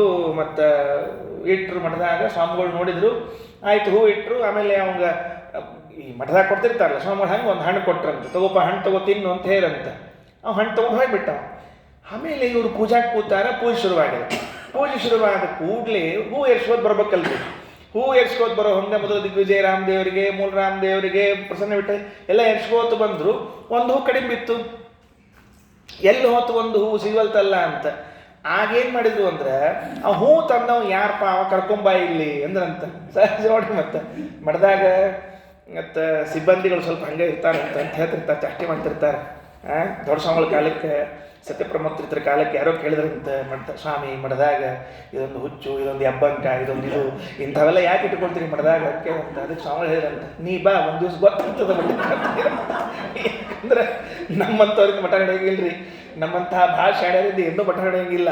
ಸ್ವಲ್ಪ ದಡ್ಡ ಹಬ್ಬಂಕ ಎಬಡಿ ಇದ್ದವರೇ ಮಠದಾಗಿರೋರು. ಅವು ಯಾವಾಗಲೂ ಸಿಬ್ಬಂದಿಗಳು ಹಂಗೆ ಇರ್ತಾವೆ. ಮತ್ತೆ ಇನ್ನೇನು ಮಾಡ್ಲಿಕ್ಕೆ ಬರ್ತದೆ? ಹೋಗ್ತಿರ್ಬೇಕಂತ ಚಾಷ್ಟಿ ಮಾಡ್ತಾರೆ ಸ್ವಾಮಿಗಳು. ಅದಕ್ಕೆ ಎಲ್ಲಿದ್ದಾನೆ ಕರ್ಕೊಂಬಪ್ಪ, ಹೂ ಕಡಿಮೆ ತಂದಾನ ಅಂತ ತಿಳ್ಕೊಂಡು ಅಂದರೆ ಕೇಳಿದ್ರಂತ. ಇಲ್ಲಿ ಸ್ವಾಮಿ ಅವು ಇಲ್ಲೇ ಇಲ್ಲ. ಆಶ್ಚರ್ಯ, ಹೂ ತಂದವ ಇಲ್ಲ, ಹೂವರ ಇಟ್ಟವ. ಏನಾತಪ್ಪ ಇನ್ನು ಸೀತಾದೇವಿಗೆ ಹೂ ಇಲ್ಲಲ್ಲ ಅಂತ ಹೂವಿನ ಬಗ್ಗೆ ಆಲೋಚನೆ ಮಾಡ್ತಾ ಇದ್ರೆ ಒಂದು ದೊಡ್ಡ ತೆಳಗ್ ಭಾಂಡಿ, ಹೂ ಏರ್ಸಿದ ಭಾಂಡಿ ಒಂದು, ಅದೇನು ರಾಮದೇವರ ತಲೆ ಮೇಲೆ ಒಂದು ಹೂ ಏರ್ಸಿಟ್ಟಿತ್ತು, ಅದು ಟಪಕ್ಕಂತ ತೆಳಗ್ ಬಿತ್ತಂತ, ಹೊರಬ್ಬರಿ ಬಿತ್ತಂತ ಬುಟ್ಟಿಯೊಳಗೆ. ಆಗ ಹೂ ಕೈಯಾಗ ತಗೊಂಡು ಇಷ್ಟಲೋಕ್ ಹೇಳಿದಂಥವ್ರು, ತಾತ ಶ್ರೀರಾಮಮೂರ್ತಿ ರಮಲ ಕಮಲತೋ ಭರ್ಜ ಮಾತುರ್ನ ಶಿಷ್ಟಂ ಕಂಜಂ ಕಂಜಾಲಯಾಯ ಇತಿ ಯದ ಮನಶಿ ಪ್ರಾದದ ಕಂಜಮೇಕಂ ತತ್ಕಿಂ ಜಾಯಾ ದಯಾತಃ ಕಿಮು ಮೇ ದಯ್ಯಾನೈವ ಜಾನೇಹ ಮಗ್ನಃ ಸ್ವಾಮಿನ್ ಶ್ರೀ ಸತ್ಯಬೋಧ ವ್ರತಿವರ ಹೃದಯಾಂ ಭೋಜವಾಸಿನ್ ವದತ್ವಂ. ಬಹಳ ಚೆನ್ನಾಗಿದೆ. ಏನದ ಅಂದ್ರೆ ಅದಕ್ಕೆ ಪದ್ಮ ಬಂತು. ಪದ್ಮ ಬಂದಾಗ ಇದು ಯಾರ ಸಲುವಾಗಿ ಕೊಟ್ಟಿ ಅಂತ ಪ್ರಶ್ನೆ. ರಾಮದೇವ್ರ ಜೊತೆಗೆ ಮಾತಂತ. ತಾತಶ್ರೀ ರಾಮಮೂರ್ತಿ ಸ್ವಾಮಿ, ಹೇ ರಾಮ ರಾಮಮೂರ್ತಿ ಸ್ವಾಮಿ, ನೀನು ಏನಾಯ್ತಪ್ಪ, ಅಮಲ ಕಮಲತಃ ಅಭ್ಯರ್ಚ್ಯ ಮಾತು ನಶಿಷ್ಟಂ, ಅದು ಶುದ್ಧವಾದ ಕಮಲ. ಅಮಲ ಕಮಲತಃ ನೋಡ್ರಿ, ಹೇ ತಾತ, ಎಲೆ ದೇವರೇ, ಶ್ರೀರಾಮಮೂರ್ತಿ ಶ್ರೀರಾಮಚಂದ್ರ ಅಮಲ ಕಮಲತೋ ಅಭ್ಯರ್ಚ್ಯ, ಶುದ್ಧವಾದ ಕಮಲಗಳಿಂದ ನಿನ್ನ ಆರಾಧನೆ ಮಾಡಿದ ಮೇಲೆ ಏನಾಯಿತು?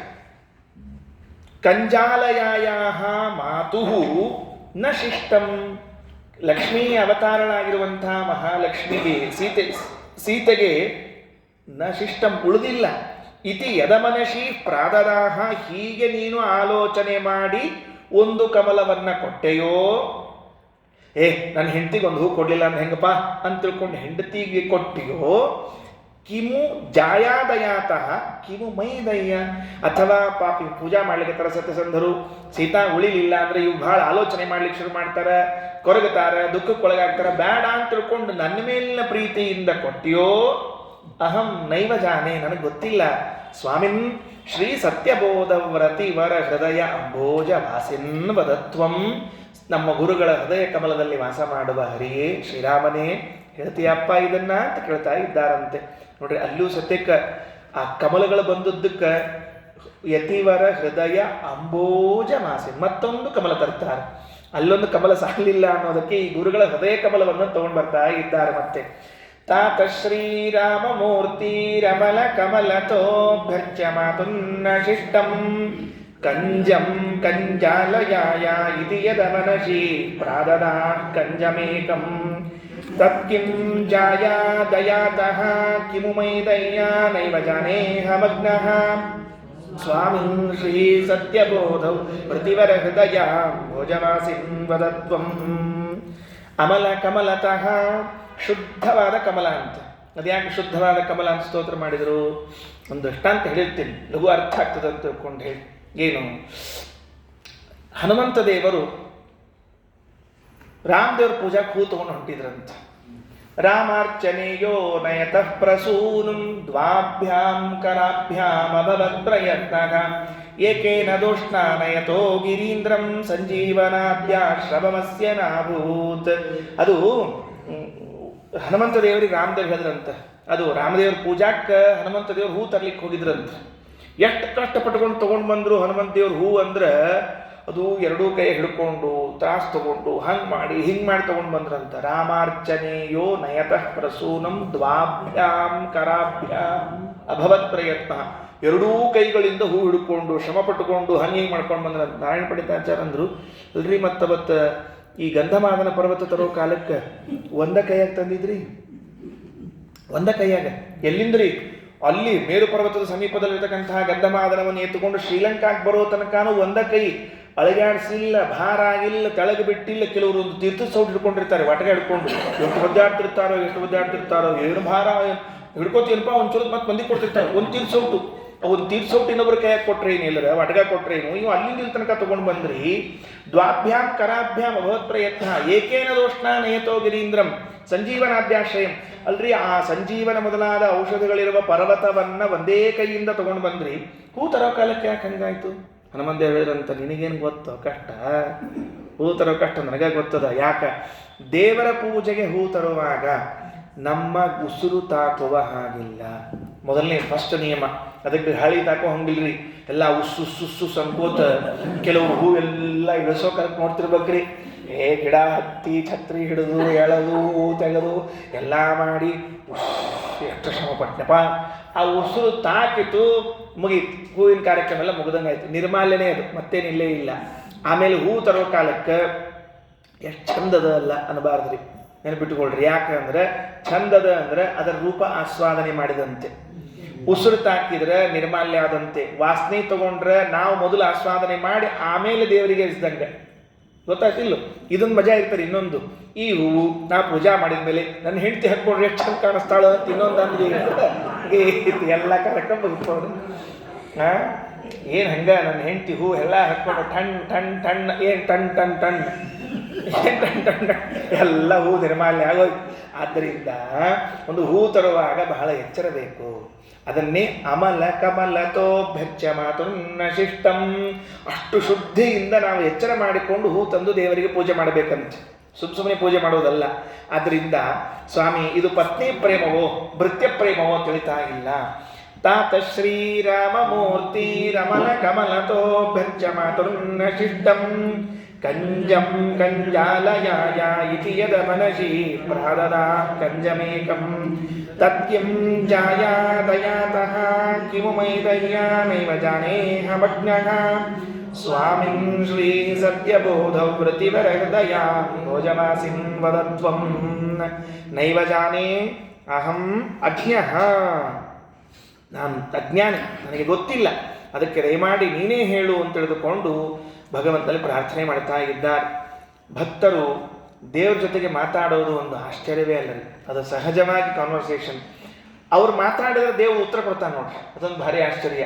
ಭಕ್ತರು ಭಗವಂತನ ಜೊತೆಗೆ ಮಾತಾಡಿದರೆ ಭಗವಂತ ಅವರ ಜೊತೆಗೆ ಉತ್ತರ ಕೊಡ್ತಾನಂತ. ಸತ್ಯಸಂಧ ತೀರ್ಥರು ಪೂಜೆ ಮಾಡುವಾಗ ಒಂದು ಕಮಲ ಕಡಿಮೆಯಾಯಿತಲ್ಲ ಏನೋ ಅಂತ ಮನಸ್ಸಿನಲ್ಲಿ ಆಲೋಚನೆ ಮಾಡುವಾಗಾಗಿ ಒಂದು ಹೂ ಕೊಟ್ಟೇ ಬಿಟ್ಟ, ಅದರ ಸ್ಪಂದಿಸ್ತಾನೆ ದೇವರು.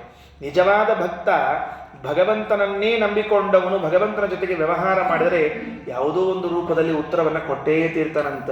ನಾವು ಅಂದ್ಕೊಂಡಿರ್ತೀವಿ ಎಲ್ಲ ಮಾಡಿದ್ರೆ ಅವನೇನು ನಮ್ಮನೆ ಮಾತಾಡ್ಸಂಗಿಲ್ಲ ಬಿಡಂಗಿಲ್ಲ, ಇದು ನಿನ್ನ ಹುಚ್ಚು, ಅವನು ಮಾತಾಡಿಸ್ತಾನ, ಅವ ಯಾವ ರೀತಿಯಿಂದ ಮಾತಾಡಿಸ್ಬೇಕು, ಹೆಂಗೆ ಮಾತಾಡಿಸ್ಬೇಕು, ಏನು ಉತ್ತರ ಕೊಡ್ಬೇಕು ಎಲ್ಲ ಗೊತ್ತದ ಅವನಿಗೆ.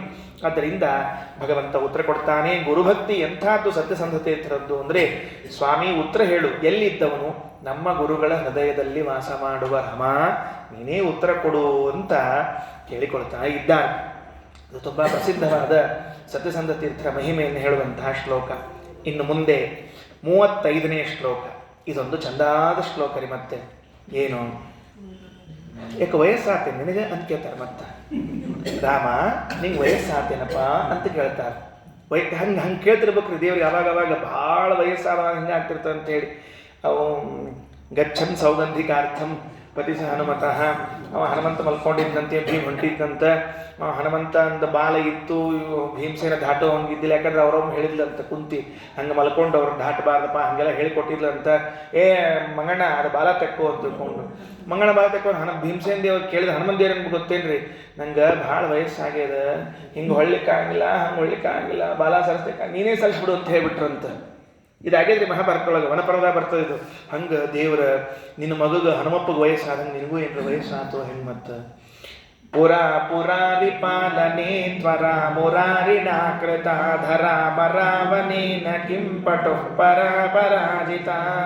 ಸ್ವಾಮಿ ವಯಸ್ಸಾಗಿ ಹೋಯ್ತೇನಪ್ಪ ನಿನಗೆ, ಯಾಕೆ ನನಗೆ ಯಾಕೆ ವಯಸ್ಸಾತೋ ಮಹಾರಾಯ ಅಂತ ಕೇಳಿದ್ರೆ ಅದಕ್ಕೆ ಹೇಳ್ತಾರ, ಪುರಾ ಹಿಂದಕ್ಕೆ, ಪುರಾರಿ ಪಾಲನೆ. ಪುರಾರಿಗಳು ಯಾರು? ರುದ್ರದೇವರು. ಪುರ ತ್ರಿಪುರರಿಗೆ ಅರಿಗಳಾಗಿರುವಂತಹ ರುದ್ರದೇವರು. ಅವರನ್ನ ಪಾಲನೆ ರಕ್ಷಣೆ ಮಾಡುವ ವಿಷಯದಲ್ಲಿ ಮುರಾರಿಣ, ಅವ ಪುರಾರಿ, ಇವ ಮುರಾರಿ. ಏನು ಶಬ್ದಪ್ರಾಸ ನೋಡ್ರಿ. ರುದ್ರದೇವರು ಪುರಾರಿ, ಇವ ಕೃಷ್ಣ ಮುರಾರಿ. ಅದಕ್ಕೆ ಮುರಾರಿಣ ತ್ವರಾಕೃತ, ಅವಸರ ಮಾಡಿದಿ, ಭಾರಿ ವೇಗದಿಂದ ಬಂದು ಸಹಾಯ ಮಾಡಿದ್ದಂಥವ್ರಿಗೆ. ಎಲ್ಲಿ ಮಾಡಿದ ರುದ್ರದೇವರಿಗೆ? 2 ಘಟನೆಯವರಿಗೆ ವ್ಯಾಖ್ಯಾನಕಾರಿ 2 ಘಟನೆ ಹೇಳ್ತಾರೆ. ಆ 2 ಘಟನೆ ಹೇಳ್ಬೋಣ ಅಂತ. ಏನು, ಇನ್ನು ಅವ ಒಬ್ಬವ ಶಕುನಿ ಅಂತ ಒಬ್ಬ ಇದ್ನಂತ್ರಿ. ಅಂದ್ರೆ ಈ ಮಹಾಭಾರತ ಶಕುನಿ ಅಲ್ಲ, ಇನ್ನೊಬ್ಬ ಶಕುನಿ. ಹಂಗೆ ರಗಡು ಬಂದಿದ್ದಾರೆ, ಶಕುನಿ ಅಂತ ಕರೆಸ್ಕೊಂಡವ್ರು ಬಹಳ ಮಂದಿ ಇದ್ದಾರೆ. ದೈತ್ಯರಲ್ಲಿ ಒಬ್ಬ ಶಕುನಿ ಅಂತ ಹೆಸರು. ಆ ಶಕುನಿಯ ಮಗ ಒಬ್ಬವ ವೃಕಾಸುರ ಅಂತ ಅವನ ಹೆಸರು. ವೃಕ ಅಂತ ಅವನ ಹೆಸರು, ಅವರ ಅಪ್ಪನ ಹೆಸರು ಶಕುನಿ ಅಂತ. ಅವೇನು ಮಾಡಿದ್ದಾನೆ, ಬಟ್ ಎಲ್ಲ ದೈತ್ಯರಿಗೂ ಒಂದೇ ಉದ್ದೇಶ ರೀ. ಏನು ಉದ್ದೇಶ ಅಂದ್ರೆ, ನಾವು ಸಾಯಬಾರದು, ನಮ್ಮ ಕೈಯಿಂದ ಉಳಿದವರು ಸಾಯಬೇಕು, ಇಷ್ಟೇ ರೀ ಉದ್ದೇಶ. ಬಹಳ ಸರಳ. ಅದಕ್ಕೆ ಅವರು ಯಾರನ್ನು ಕುರಿತು ತಪಸ್ಸು ಮಾಡಬೇಕು? ಯಾರೂ ತಪ್ಪಿಯೂ ದೈತ್ಯರು ವಿಷ್ಣುವನ ಕುರಿತು ತಪಸ್ಸು ಮಾಡಿಲ್ಲ ನೋಡ್ರಿ. ಬಹಳ ಆಶ್ಚರ್ಯ. ಹಿಸ್ಟ್ರಿ ತೆಗೆದು ನೋಡ್ರಿ, ಎಲ್ಲ ದೈತ್ಯರು ಒಂದ ರುದ್ರದೇವರನ್ನ ಇಲ್ಲ ಬ್ರಹ್ಮದೇವರನ್ನ ಮೀರಿದ್ರೆ ಮಿಕ್ಕಿ ಬಂದ್ರೆ ಪಾರ್ವತಿ, ಗಣಪತಿ, ಸ್ಕಂದ, ಮುಗಿದೋದು. ಇವು 5 ಮಂದಿ ಪಂಚಾಚಾರ ಅಂತ ಇರ್ತಾರಲ್ಲ, ಹಂಗೆ 5 ಮಂದಿ. ಈ 5 ಮಂದಿ ಕಡೆ ತಪಸ್ಸು ಮಾಡೋದು, ಬೇರೆ ಕಡೆ ಇಲ್ಲೇ ಇಲ್ಲ. ಯಾಕೆ ಹೇಳಿ ನೋಡಂತ? ಯಾವ ಒಬ್ಬ ದೈತ್ಯರ ವಿಷ್ಣುವಿನ ಕಡೆಗೆ ತಪಸ್ಸು ಮಾಡಿ ನೀ ವರ ಕೊಡು ತಗೋತೀನಿ ಅಂತ ಅನ್ಬೇಕ್ರಿ. ಏನು ಗೊತ್ತದ ಅವ್ರೇನು ತಿಳ್ಕೊಂಡ್ಬಿಟ್ರ ದೈತ್ಯರು ಅಂದ್ರೆ, ವಿಷ್ಣು ನಮ್ಮ ದ್ವೇಷಿ, ವಿಷ್ಣು ನಮ್ಮನ್ನು ಸಂಹಾರ ಮಾಡ್ತಾನೆ, ಸಂಹಾರ ಮಾಡೋನ ಕಡೆಗೆ ಹೋಗಿ ವರ ಕೇಳಲಿಕ್ಕೆ ಬರ್ತದ ಅಂದಮೇಲೆ ನಾವು ಎಂದೂ ಹೋಗ್ಬಾರ್ದು. ಅಂದ್ರೆ ಸದಾ ವಿಷ್ಣು ದ್ವೇಷ ಎಷ್ಟಾಗಿದೆ ಅಂದರೆ ಅವನ ಬಳಿ ನಾವು ಏನನ್ನೂ ಪಡೆಯಬಾರದು ಅನ್ನುವುದಕ್ಕಾಗಿ ಬ್ರಹ್ಮಾದಿಗಳ ಕಡೆಗೆ ಹೋಗಿ ಪಡಿತಾರಂತ. ಅವ್ರಿಗೆ ಗೊತ್ತು ವಿಷ್ಣು ದ್ವೇಷ ಹೆಂಗೆ ಮಾಡಬೇಕು ಅಂತ ಹೇಳ್ಕೊಂಡು ಹೋಗಿ ರುದ್ರದೇವರು ಕೂಡ ತಪಸ್ಸು ಮಾಡಿದರು. ರುದ್ರದೇವರು ಅವರು ಬಹಳ ಬುದ್ಧಿವಂತರು, ಬಹಳ ಜ್ಞಾನಿಗಳು, ಎಲ್ಲ ಗೊತ್ತು, ಸರ್ವಜ್ಞರು, ಸಂದೇಹವೇ ಇಲ್ಲ. ಯಾರಾದರೂ ತಪಸ್ಸು ಮಾಡಿದರೆ ಮನಸ್ಸು ಲಘು ಕರಗ್ತದಂತವರಿಗೆ. ಕರಗಿದ ಕೂಡಲೇ ಹೊರ ಕೊಟ್ಬಿಡ್ತಾರಂತೆ. ಬಂದರು, ಏನಪ್ಪ ಏನು ಬೇಕು ಅಂತ ಕೇಳಿದ್ರು. ಸ್ವಾಮಿ ನನಗೊಂದು ಇಚ್ಛೆ ಆಗ್ಯದ. ಏನು ಇಚ್ಛೆ ಆಗ್ಯದ? ಈಗ ನನ್ನ ಕೈ ಅದಲ್ಲ, ಈ ಕೈ ಯಾರು ತಲೆ ಮೇಲೆ ಹಿಂಗಿಟ್ಬಿಡ್ತೀವಿ ಅವರು ಸುಟ್ಟು ಬೂದಿ ಆಗ್ಬಿಡ್ಬೇಕು, ಪುರಿ ಪುರಿ ಪುರಿ ಪುರಿ ಉರಿದು ಬೀಳ್ಬೇಕು ಅಂತ ತಿಳ್ಕೊಂಡು ರುದ್ರದೇವರಂದ್ರು, ಪಾಪ ಕೇಳಿಕತಾನ ಭಕ್ತ, ಯಾಕೆ ಬೇಡ ಅನ್ಬೇಕು? ತಥಾಸ್ತು ಅಂದರು. ಇವು ಕೆಲವು ಮಠದೊಳಗೆ ಸಾಯಂಕಾಲ ಅಷ್ಟಾವಧಾನ ಸೇವೆ ಮಾಡ್ತಿರ್ತಾರೆ. ಅಷ್ಟಾವಧಾನ ಮಾಡೋ ಕಾಲಕ್ಕೆ ಒಳಗವ ಆಚಾರ್ಯ ಕೂತವ ಅಸ್ಮಿನ್ ದಿನೇ ಸೇವಾ ಕರ್ತೃ ಅಂತ ನಾವು ಈಗ ಹೊರಗೆ ಕೂತವ ತಥಾಸ್ತು ಅಂತ ಅವ ಏನಂದ ಅಂತ ಇವ್ರಿಗೆ ಕೇಳಿಸ್ತಾ ತಥಾಸ್ತು ಅಷ್ಟೇ ಮುಗದೇ ಹೋಯ್ತು. ಯಾರಿಗೇನಂದ್ಯೋ ತಥಾಸ್ತು ಅನ್ನಲಿಕ್ಕೆ ಒಬ್ರಿಗರ ಗೊತ್ತಾಗಬೇಕೋ ಬೇಡೋ? ಅದಕ್ಕೆ ಹಿಂಗೆ ತಥಾಸ್ತು ಏನದು ಅಲ್ಲ, ಅದು ಫಸ್ಟ್ ಕ್ಲಾಸ್ ತಥಾಸ್ತು. ಆಗಲಿ ಅಂದ್ಬಿಟ್ರು. ಆಗಲಿ ರುದ್ರದೇವರು ಹೊರಗೆ ಕೊಟ್ಟರು. ಇವೆಲ್ಲ ಆಯ್ತು. ಸ್ವಾಮಿಯಿಂದ ಏನು ಇದು ಬರೇ ಥೇರಿ ಆತಲ್ಲ ಅಂದ. ಮತ್ತೇನಂದ್ರು, ಪ್ರಾಕ್ಟಿಕಲ್ ಆಗ್ಬೇಕಲ್ಲ ಅಂದವ. ಏನೋ ಪ್ರಾಕ್ಟಿಕಲ್ ಅಂದರು. ನಿಮ್ಮ ತಲೆ ಮೇಲೆ ಕೈ ಇಟ್ಟು ನೋಡ್ಬಿಡುತ್ತೇನೆ. ಯಾಕಂದ್ರೆ ಮತ್ತದು ಕೆಲಸ ಮಾಡ್ತಾ ಇಲ್ಲ ಗೊತ್ತಾಗಬೇಕಲ್ಲ. ರುದ್ರದೇವರಂದು ವಿಚಾರ ಮಾಡಿದ್ರು, ಈಗಿವ ನನ್ನ ತಲೆ ಮೇಲೆ ಕೈ ಇಟ್ಟಾಗ ಸುಡ್ಲಿಲ್ಲ ಅಂದ್ರೆ ನನ್ನ ವರ ಸುಳ್ಳಾಗ್ತದೆ, ಸುಟ್ರೆ ನಾನು ಹೋಗ್ಬಿಡ್ತೀನಿ, ಅದಕ್ಕೆ ಏನು ಮಾಡಬೇಕು ಅಂತ ಆ ಜಾಗದಿಂದ ಓಡ್ಲಿಕ್ಕೆ ಪ್ರಾರಂಭ ಮಾಡಿದ್ರಂತೆ. ಓಡ್ಲಿಕ್ಕೆ ಪ್ರಾರಂಭ ಮಾಡಿದ್ರೆ ಇವ ಬೆನ್ನು ಹತ್ತಿದ. ಯಾರನ್ನು ನೆನೆಸ್ಕೊಂಡು ಓಡಿರ್ಬೇಕು? ಎಲ್ಲ ಕಾಲಕ್ಕೂ ಸತಾಂ ಅಭಯ ಭೂಮಿತ್ವಾತ್ ಭಗವಂತನನ್ನೇ ನೆನೆಸಿಕೊಂಡು ಓಡಿದ್ರಂತೆ ಸ್ವಾಮಿ ರಕ್ಷಣೆ ಮಾಡುವಂತ. ಪುರಾ ಪುರಾರಿ ಪಾಲನೆ, ಪುರಾ ಪುರಾರಿ ಪಾಲನೆ, ತ್ವರ ಮುರಾರಿಣ ಕೃತ ಧರ ಮರಾವನೆ ನ ಕಿಂ ಪಟು ಪರ ಪರಾಜಿತ. ತಕ್ಷಣ ಬಂದ ಮುರಾರಿ, ಓಡ್ಕೊಂಡು ಬಂದ ಸ್ವಾಮಿ. ಬಂದ ರುದ್ರದೇವರು, ಸ್ವಾಮಿ ಅಂದರು, ನನಗೆ ಗೊತ್ತದ ಏನೇನು ಪ್ರೋಗ್ರಾಮು, ನನಗೆಲ್ಲ ಗೊತ್ತದ. ಒಂದು ಪುರಾಣದಾಗ ಭಾಳ ಚಂದ ಹೇಳಿದ್ರಿ, ರುದ್ರದೇವರನ್ನ ವೈಕುಂಠ ಕರ್ಕೊಂಡು ಹೋದಂತ ಸ್ವಾಮಿ. ನಾವು ಅಲ್ಲಿ ತನಕ ಕೊಡ್ಕೊಂಡು ಬಂದಿದ್ದು ಗೊತ್ತಿತ್ರಿ ಅವಾಗ. ಇಲ್ಲಿ ಬಾ ಅಂತ ಕರ್ಕೊಂಡು ಹೋಗಿ ಶೇಷಾಯಾಗಿ ಮಲ್ಕೊಂಡಿದ್ರಲ್ಲ ಪುರಾಣದಾಗ, ಸುಮ್ಮನೆ ಒಂದು ಅಂದ್ರೆ ಉತ್ಪ್ರೇಕ್ಷೆ ಏನು ಹೇಳೋದು, ಈ ದಿಂಬಿನ ಬಿಡು ಕಡ್ಕೊಂಡ್ರು ಯಾರಿಗೆ ಕಾಣಿಸ್ಬೇಡ ಅಂತ ತಿಳ್ಕೊಂಡು ಹೇಳಿ ಆ ಹಾಸಿಗೆ ಮೇಲೆ ಮಲಗಿಸಿ ದಿಂಬು ಅಡ್ಡಿ ಇಟ್ಬಿಟ್ಟಂತ ದೇವರು ತನ್ನ ಹಾಸಿಗೆ ಮೇಲೆ. ರುದ್ರದೇವ್ರ ಮೊಮ್ಮಕ್ಕಳು ನೋಡಿ, ಮತ್ತೆ ಅಜ್ಜನ ಹಾಸಿಗೆ ಮೇಲೆ ಮೊಮ್ಮಕ್ಕಳು ಆ ದಿಂಬೆಲ್ಲ ಅಡ್ಡಿಟ್ಟು ಹೊರಗೆ ಬಂದು ಸ್ವಲ್ಪ ದೂರ ಬಂದು ಬ್ರಹ್ಮಚಾರಿ ವೇಷಗಳು ಬಂದಂತ ದೇವರು. ಬ್ರಹ್ಮಚಾರಿ ವೇಷ ಆಗ್ತದೆ. ಎಷ್ಟು ಆಶ್ಚರ್ಯ ಅಂದರೆ, ಪ್ರತಿಯೊಂದು ಪುರಾಣದಲ್ಲಿ ಎಲ್ಲಿ ನೋಡಿದಾಗಲೂ ಕೂಡ ದೈತ್ಯರಿಗೂ ಕೂಡ ಬ್ರಾಹ್ಮಣರ ಮಾತಿನ ಮೇಲೆ ಎಷ್ಟು ವಿಶ್ವಾಸ ಅಂದರೆ, ಅವರು ಹೇಳಿದ್ದಕ್ಕೆ ಹಿಂದೆ ತೆಗೀತಿರ್ಲಿಲ್ಲ ಅನ್ನೋ ಅಂಶವನ್ನು ತಿಳಿಸಲಿಕ್ಕೆ ದೇವರು ಬ್ರಹ್ಮಚಾರಿ ವೇಷದಲ್ಲಿ ಬಂದಂತೆ. ಏನಪ್ಪಾ, ಶಾಕುನೀಯ ಭವಾನ್ ಶಾಂತಃ ಇತಿ ಮೊನ್ನೆ, ಬಹಳ ದೂರ ಓಡ್ಕೊಂಡ್ ಬಂದಿದ್ದೀಯಲ್ಲ, ಶ್ರಮ ಆಗ್ಯದ ಅಂತ ಅನಿಸ್ತದ ನನಗೆ. ಹೌದಪ್ಪ ಆಚಾರಿ, ಏನು ಮಾಡಬೇಕು, ಬಹಳ ಶ್ರಮ ಆಗ್ಬಿಟ್ಟದ. ಅಲ್ಲೇ ಕೂಡು, ಕ್ಷಣಂ ವಿಶ್ರಾಮ್ಯತ, ಒಂದು ಸ್ವಲ್ಪ ಹೊತ್ತು ವಿಶ್ರಾಂತಿ ತಗೋ. ಅಲ್ಲ, ನಿನ್ನ ಈ ಓಡಾಟಕ್ಕೆ ಏನು ಕಾರಣ ಅಂಬೋದನ್ನ ನಾವು ಕೇಳುವಷ್ಟು ಅರ್ಹರಾಗಿದ್ರೆ ಹೇಳು. ಅವನು ದೇವ್ರು ಹೆಂಗೆ ಮಾತಾಡ್ತಾ ನೋಡ್ರಿ, ಯಾವಾಗಲೂ ಹಂಗೆ ಮಾತಾಡ್ಬೇಕ್ರಿ ಇದನ್ನು. ಅಲ್ಲ, ನಿನ್ನ ದುಃಖ, ನಿನ್ನ ಸಮಸ್ಯೆ ನನ್ನ ಹತ್ರ ಹೇಳ್ಕೊಳ್ಬಹುದು ಅಂತಿದ್ರೆ ಹೇಳ್ಕೊ ಅಂತಂದು ಕೂಡಲೇ ಇಲ್ಲ ಏನು ಫಣಿಗಣ ಬರಭೂಷಃ ಪಾರ್ವತಿ ಶ್ಲಾಘ್ಯ ವೇಷಃ ಖಲಜನಕೃತ ರೋಷಃ ಖಂಡಿತಾತ್ಮೀಯ ದೋಷಃ ಸದರುಣಗಿರಿವಾಸಃ ಶಕ್ರಸೂರ್ಯಾದ್ಯಧೀಶಃ ಪರಿಹೃತ ಭವಪಾಶಃ ಪಾತು ಮಾಂ ಪಾರ್ವತೀಶಃ. ಅದರ ಸ್ವಾಮಿಗಳು ಇದ್ರದ್ದು ತಿರುವಣ್ಣಾಮಲೆ ರುದ್ರದೇವರು ಸ್ತೋತ್ರ ಮಾಡ್ತಾರೆ. ನಾವು ರುದ್ರದೇವರು ಇದ್ದಾರಲ್ಲ, ಏನಾಯ್ತು, ವರ ಕೊಟ್ಬಿಟ್ರೆ. ಏನು ಕೊಟ್ರೆ? ಅವ್ರು ಕೊಟ್ರೆ ಖರೆ ಹೇಳೋದು ಮತ್ತೆ ಅಲ್ಲಿ ಶುರುದಿ ಅವನು ಅಂದ್ರೆ ಅವಿಶ್ವಾಸ ಮೂಡ್ಲಿಕ್ಕೆ ಹೆಂಗೆ ಮಾತಾಡ್ಬೇಕು ಹಂಗೆ. ಏನೋ ರುದ್ರದೇವರ ಕೊಟ್ರೆ ಖರೆ ಹೌದಿಲ್ಲ, ಹೌದು ರೀ ಸ್ವಾಮಿ ನಾಯಕ್ ಸುಳ್ಳಿ, ಏನು ಕೊಟ್ಟ ಹೇಳ? ಇಲ್ಲ, ಹಿಂಗೆ ಯಾರು ತಲೆ ಮೇಲೆ ಕೈ ಇಟ್ಬಿಟ್ರೆ ಸುಟ್ಟು ಹೋಗ್ಲಿ ಅಂತ ನಾ ಕೇಳಿದೆ. ಏನು ಹಿಂಗೆ ಕೇಳಿದೆಯಾ? ದೇವ್ರು ಬೇಕಂತ ಎಬ್ಬಿಸಿ ಕೊಡಿಸೋದ್ರಿ ಅವ್ರೆಲ್ಲ ಕೇಳೋದು. ಏನು ಕೇಳಿದಿ? ತಲೆ ಮೇಲೆ ಕೈ ಇಟ್ರೆ ಅಲ್ಲೋ ಇಂಥವೆಲ್ಲ ಯಾರು ಕೇಳ್ತಾರೆ? ಅವ್ರ ಕಡೆ ಹೋಗಿ, ಇಲ್ರಿ ನಂಗೆ ಅವಾಗ ಕೇಳ್ಬೇಕನ್ನಷ್ಟು ಕೇಳಿಬಿಟ್ಟೆ. ಹೌದಾ, ಮುಂದೇನಾಯ್ತು? ಅವ್ರು ಹ್ಞೂ ಅಂದ್ರಿ, ಕೊಟ್ರೆ ಮುಂದೆ ನೀ ಏನು ಮಾಡಿದೆ? ಇಲ್ಲ, ಕೊಟ್ಟದ್ದು ಸತ್ಯ ಹೌದೋ ಅಲ್ಲೋ ಅಂತ ಟೆಸ್ಟ್ ಮಾಡಲಿಕ್ಕೆ ಮುಂದೆ ನಾ ಅವ್ರ ತಲೆ ಮೇಲೆ ಕೈ ಇಡ್ಲಿಕ್ಕೆ ಹೋದೆ. ಅಯ್ಯೋ ದೇವ್ರು ಅಂದ್ಬಿಟ್ಟು, ಯಾಕಪ್ಪ ಆಚಾರ್ಯ ಹಂಗೆ ಕರ್ಲಿಕತ್ತಿ? ಮೊದಲೇದ್ದು ನೀ ಹೋಗಬಾರ್ದು, ಅವ್ರ ಕಡೆ ಹೋಗಿ ಪ್ರಶ್ನೆ ಬಿಟ್ಟು ಕೇಳಿ. ಅವರು ಈ ರುದ್ರದೇವರಂಥವರು ವರ ತಗೊಳ್ಳಿಕ್ಕೆ ಯೋಗ್ಯ ಅಲ್ಲ, ನಂಬಿಕೆಗೆ ಯೋಗ್ಯ ಅಲ್ಲ. ಯಾಕ್ರಿ ಹಂಗಂತೀರಿ? ನೋಡು, ಯಾರ ಮಾವ ಸ್ವಂತ ಅಳಿಯಾಗ ಯಜ್ಞದೊಳಗೆ ನಿನಗೆ ಆಹುತಿ ಬೇಡ ಅಂತ ಶಾಪ ಹಾಕ್ಯಾನ, ಶಾಪಗ್ರಸ್ತನಾದ ದೇವತೆ ಕಡೆಗೆ ಹೋಗಿ ನೀ ಆ ವರ ಕೇಳ್ಕೊಂಡ್ಬರ್ತೀಯಲ್ಲ ಅಂದ.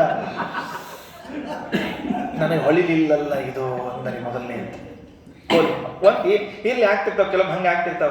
ಎರಡನೇದ್ದು, ಅವ್ರದ್ದು ಮನೆ ಎಲ್ಲದ ಪಂಕೇದವ್ರು, ಅದೆಲ್ಲೋ ರುದ್ರಭೂಮಿ ಗೊತ್ತಿಲ್ಲ, ಅವ್ರದ್ದು ಮನೆ ಸ್ಮಶಾನದಾಗ ವಾಸ ಮಾಡ್ತಾರೆ. ಎರಡನೇದು ಮಿಸ್ಟೇಕ್ ಆಗಲ್ಲ. ಅಂದ್ರೆ ಅವಿಶ್ವಾಸಕ್ಕೆ ಎರಡು ಕಾರಣ ಮಾಡಿಬಿಟ್ಟ. ರುದ್ರದೇವರು ದಕ್ಷ ಪ್ರಜಾಪತಿಯಿಂದ ಶಾಪ ತಗೊಂಡಾರ, -2. ಸ್ಮಶಾನದಾಗ ವಾಸ ಮಾಡ್ತಾರೆ, ಢಮ್ಮು. ಮೂರನೇದು ಹೇಳಿದ್ರಿ, ಸ್ಮಶಾನ ಕೈಯನ್ನು ವಾಸ ಮಾಡ್ತಾನೆ, ಏನು ಸಮಸ್ಯೆ ಇಲ್ಲ. ಆದ್ರೆ ರುದ್ರದೇವರು ಏನು ಮಾಡ್ತಾರೆ ಅಂದ್ರೆ ರುಂಡ ಮಾಲೆಗಳನ್ನೆಲ್ಲ ಹಾಕ್ಕೊಂಡು ಬೂದಿ ಒಳ್ಕೊಂಡು ನೋಡ್ಲಿಕ್ಕೆ ಏನಾರ ಚಂದ ಇದ್ದಾರೆ ಏನಪ್ಪ. ಏನಾರ ಆಕಿ ಪಾರ್ವತಿ ಹೆಂಗ್ ಮಾಡ್ಕೊಂಡಾಳು ಏನೋ, ಹಿಂಗೊಂದು ಮತ್ತೆ ಬಾಣ ಬಿಟ್ಬಿಟ್ಟು ನಾವು ಪೂರ್ಣ ಅವಿಶ್ವಾಸ ಬಂದ್ಬಿಡ್ತು. ನೋಡ್ತಮ್ಮ, ನನಗೆ ಹೆಂಗೆ ಅನಿಸ್ತದೆ ಅಂದ್ರೆ, ಮುಂದೆ ಕಲಿಯುಗದೊಳಗೆ ಮುಳುಗೋ ಬ್ಯಾಂಕ್ನಾಗ ರೊಕ್ಕ ಇಟ್ಟು ಜನ ಮುಳುಗಿದ್ಮೇಲೆ ತಲೆ ಮೇಲೆ ಕೈ ಹೊತ್ಕೋತಾರಲ್ಲ, ಹಂಗಾಗೇ ನಿನ್ನ ಪರಿಸ್ಥಿತಿ ಅಂದ್ಬಿಟ್ರಿ. ದೇವರು ಮುಂದೆ ಕಲಿಯುಗದೊಳಗೆ ಜನ ಮುಳುಗೋ ಬ್ಯಾಂಕ್ ಒಳಗೆ ರೊಕ್ಕ ಇಟ್ಟು ನಾನು ರೊಕ್ಕ ಮುಳುಗುತ್ತು ಅಂತ ತಲೆ ಮೇಲೆ ಕೈ ಇಟ್ಕೋತಾರಲ್ಲ, ಹಂಗಾಗ್ಯದ ನೋಡಿ ನಿಂದು ಅಂದ. ಮತ್ತು ನಾ ಈಗೇನು ಮಾಡಲಿ? ಅಲ್ಲೋ ನಂಗೆ ತಿಳಿಗಲ್ತಾಗ್ಯದ, ಇನ್ನೊಬ್ಬರ ತಲೆ ಯಾಕೆ ಬೇಕು ನಿನಗೆ? ನನಗೆ ತಿಳಿಯುವಂತೇನು ಅಂದ್ರೆ ನೀ ಇಟ್ಟು ಸುಡ್ತದೋ ಇಲ್ಲೋ ಇನ್ನೊಬ್ಬರ ತಲೆ ಹಾಕ್ಬೇಕು, ಸ್ವಂತ ತಲೆ ಇಲ್ಲಿನ ಹೌದಲ್ಲ ಅಂದ. ನಿನ್ನ ತಲೆ ಮೇಲೆ ಇಟ್ಟು ನೋಡು, ನಾ ಇಲ್ಲೇ ಇರ್ತೀನಿ, ನಿನಗೇನೋ ಆಗಂಗಿಲ್ಲ ಚಾಲೆಂಜ್ ಅಂದವ. ನನಗೇನೋ ಆಗಂಗಿಲ್ಲ ಪಾಪ ಇಷ್ಟು ಹೇಳಿಕತ್ತಾನ ಅಂತ ಅಂದ್ಕೊಂಡು ನೋಡ್ರಿ. ಅದಕ್ಕೆ ದೇವರು ಯಾವ ಬ್ರಾಹ್ಮಣನ ವೇಷ ಬಂದಿದ್ದಾನೆ ಆ ಮಾತಿಗಲ್ಲಿ ಸುಳ್ಳಿಲ್ಲ ಅನ್ನೋದು ಬರ್ಬೇಕ. ಬರೀ ಇಷ್ಟು ಹೇಳಲಿಕ್ಕೆ ತನ್ನ ಬ್ರಾಹ್ಮಣ ಅಂದಮೇಲೆ ಸುಳ್ಳಿದ ಚಾನ್ಸೇ ಇಲ್ಲ ಅಂತ ಅನ್ಕೊಂಡು ನಿನ್ನ ತಲೆ ಮೇಲೆ ಕೈ ಇಟ್ಕೊಂಡು ನೋಡು, ಏನ್ರ ಅದನ್ನ ಇರ್ತೀನಿ ಇಲ್ಲೇ. ಕೆಲವರು ಅಂತಿರ್ತಾರೆ ನೋಡ್ರಿ, ಊಟ ಕೂತಾಗ ನೀವು ತಿನ್ರಿ ಜಿಲೇಬಿ, ಏನ್ರ ಅದನ್ನ ಇರ್ತೀನಿ ಅಂತಿರ್ತಾರೆ ಅವರು. ನೀವು ಹಚ್ಕೊಳ್ರಿ ಹೋಳಿಗೆ, ನಿಮ್ಗೇನ್ರ ಅದನ್ನ ಇದ್ದೀನಿ. ಹೌದು, ಅವ್ರಿಗೇನ್ರ ಆದ್ರೆ ಇವರೇ ಇರ್ತಾರೆ, ಯಾಕಂದ್ರೆ ಗೊತ್ತಿಲ್ಲ ಅವರು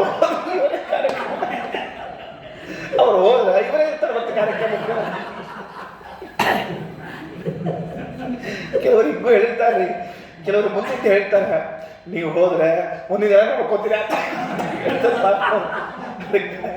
ಇಂಥವ್ರ ಮಾತು ಕೇಳೋದಾಗ್ಲಿ. ಆತು ಪಾಪ ಅವ್ರಿಗೇನು ಹೋಗ್ಬೇಕಾಗಿದೆ. ಒಪ್ಪಿದ, ತಲೆ ಮೇಲೆ ಕೈ ಇಟ್ಟುಕೊಂಡ, ಸುಟ್ಟೇ ಹೋದ. ಆಗ ನೀನು ಅವಸರ ಮಾಡಿಕೊಂಡು ಬಂದೆಯಲ್ಲ. ಪುರಾರಿ ಬಾಲನೆ ತ್ವರ ಮುರಾರಿಣ ಕೃತ. ಅವತ್ತು ನೆನಪಾಯ್ತಲ್ಲ ಇದನ್ನ ರಕ್ಷಣೆ ಮಾಡಬೇಕು ರುದ್ರದೇವರನ್ನ ಅಂತ ಹೇಳಿ. ಧರಾಮರಾವನೇನ ಕಿಂ ಪಟು ಪರಾಜಿತ. ಧರಾಮರ ಅಂದ್ರೆ ಧರ ಅಂದ್ರೆ ಭೂಮಿ, ಅಮರ ಅಂದ್ರೆ ದೇವತೆಗಳು, ಭೂಸುರರು ಅಂದ್ರೆ ಬ್ರಾಹ್ಮಣರು. ಅವತ್ತು ಪುರಾರಿಯನ್ನ ರಕ್ಷಣೆ ಮಾಡಲಿಕ್ಕೆ ಮುರಾರಿ ನೀನು ಹೋಗಿದ್ದಿ.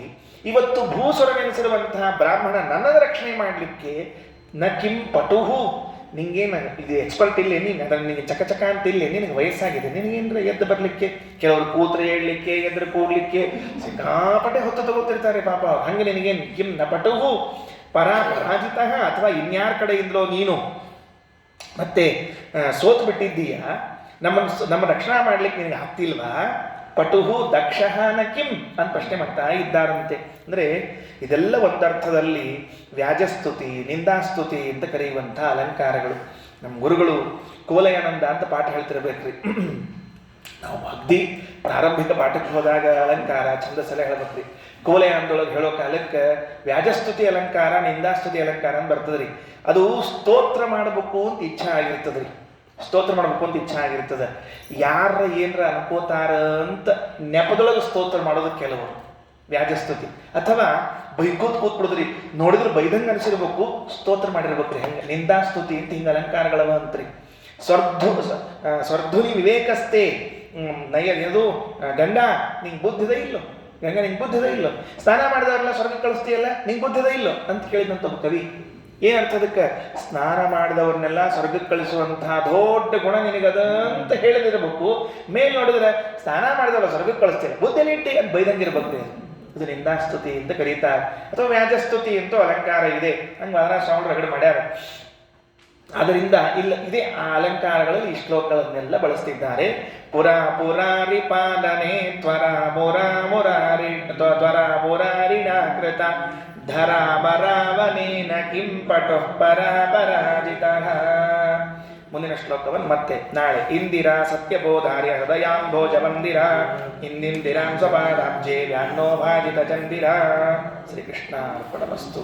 ಅಕ್ಷಯಂ ಕರ್ಮ ಯಸ್ಮಿನ್ ಪರೇ ಸ್ವರ್ಪಿತಂ ಪ್ರಕ್ಷಯಂ ಯಾಂತಿ ದುಃಖಾನಿ ಯನ್ನಾಮತಃ ಅಕ್ಷರೋ ಯೋಜನಃ ಸರ್ವೈವಾಮೃತಃ ಕೌಶಿಕಂ ಯಸ್ಯ ವಿಶ್ವಂ ಸದಾ ಜಾಲಿ ಪ್ರೀಣಯಾಮೋ ವಾಸುದೇವಂ ದೇವತಾ ಮಂಡಲ ಖಂಡ ಮಂಡಲಂ ಪ್ರೀಣಯಾಮೋ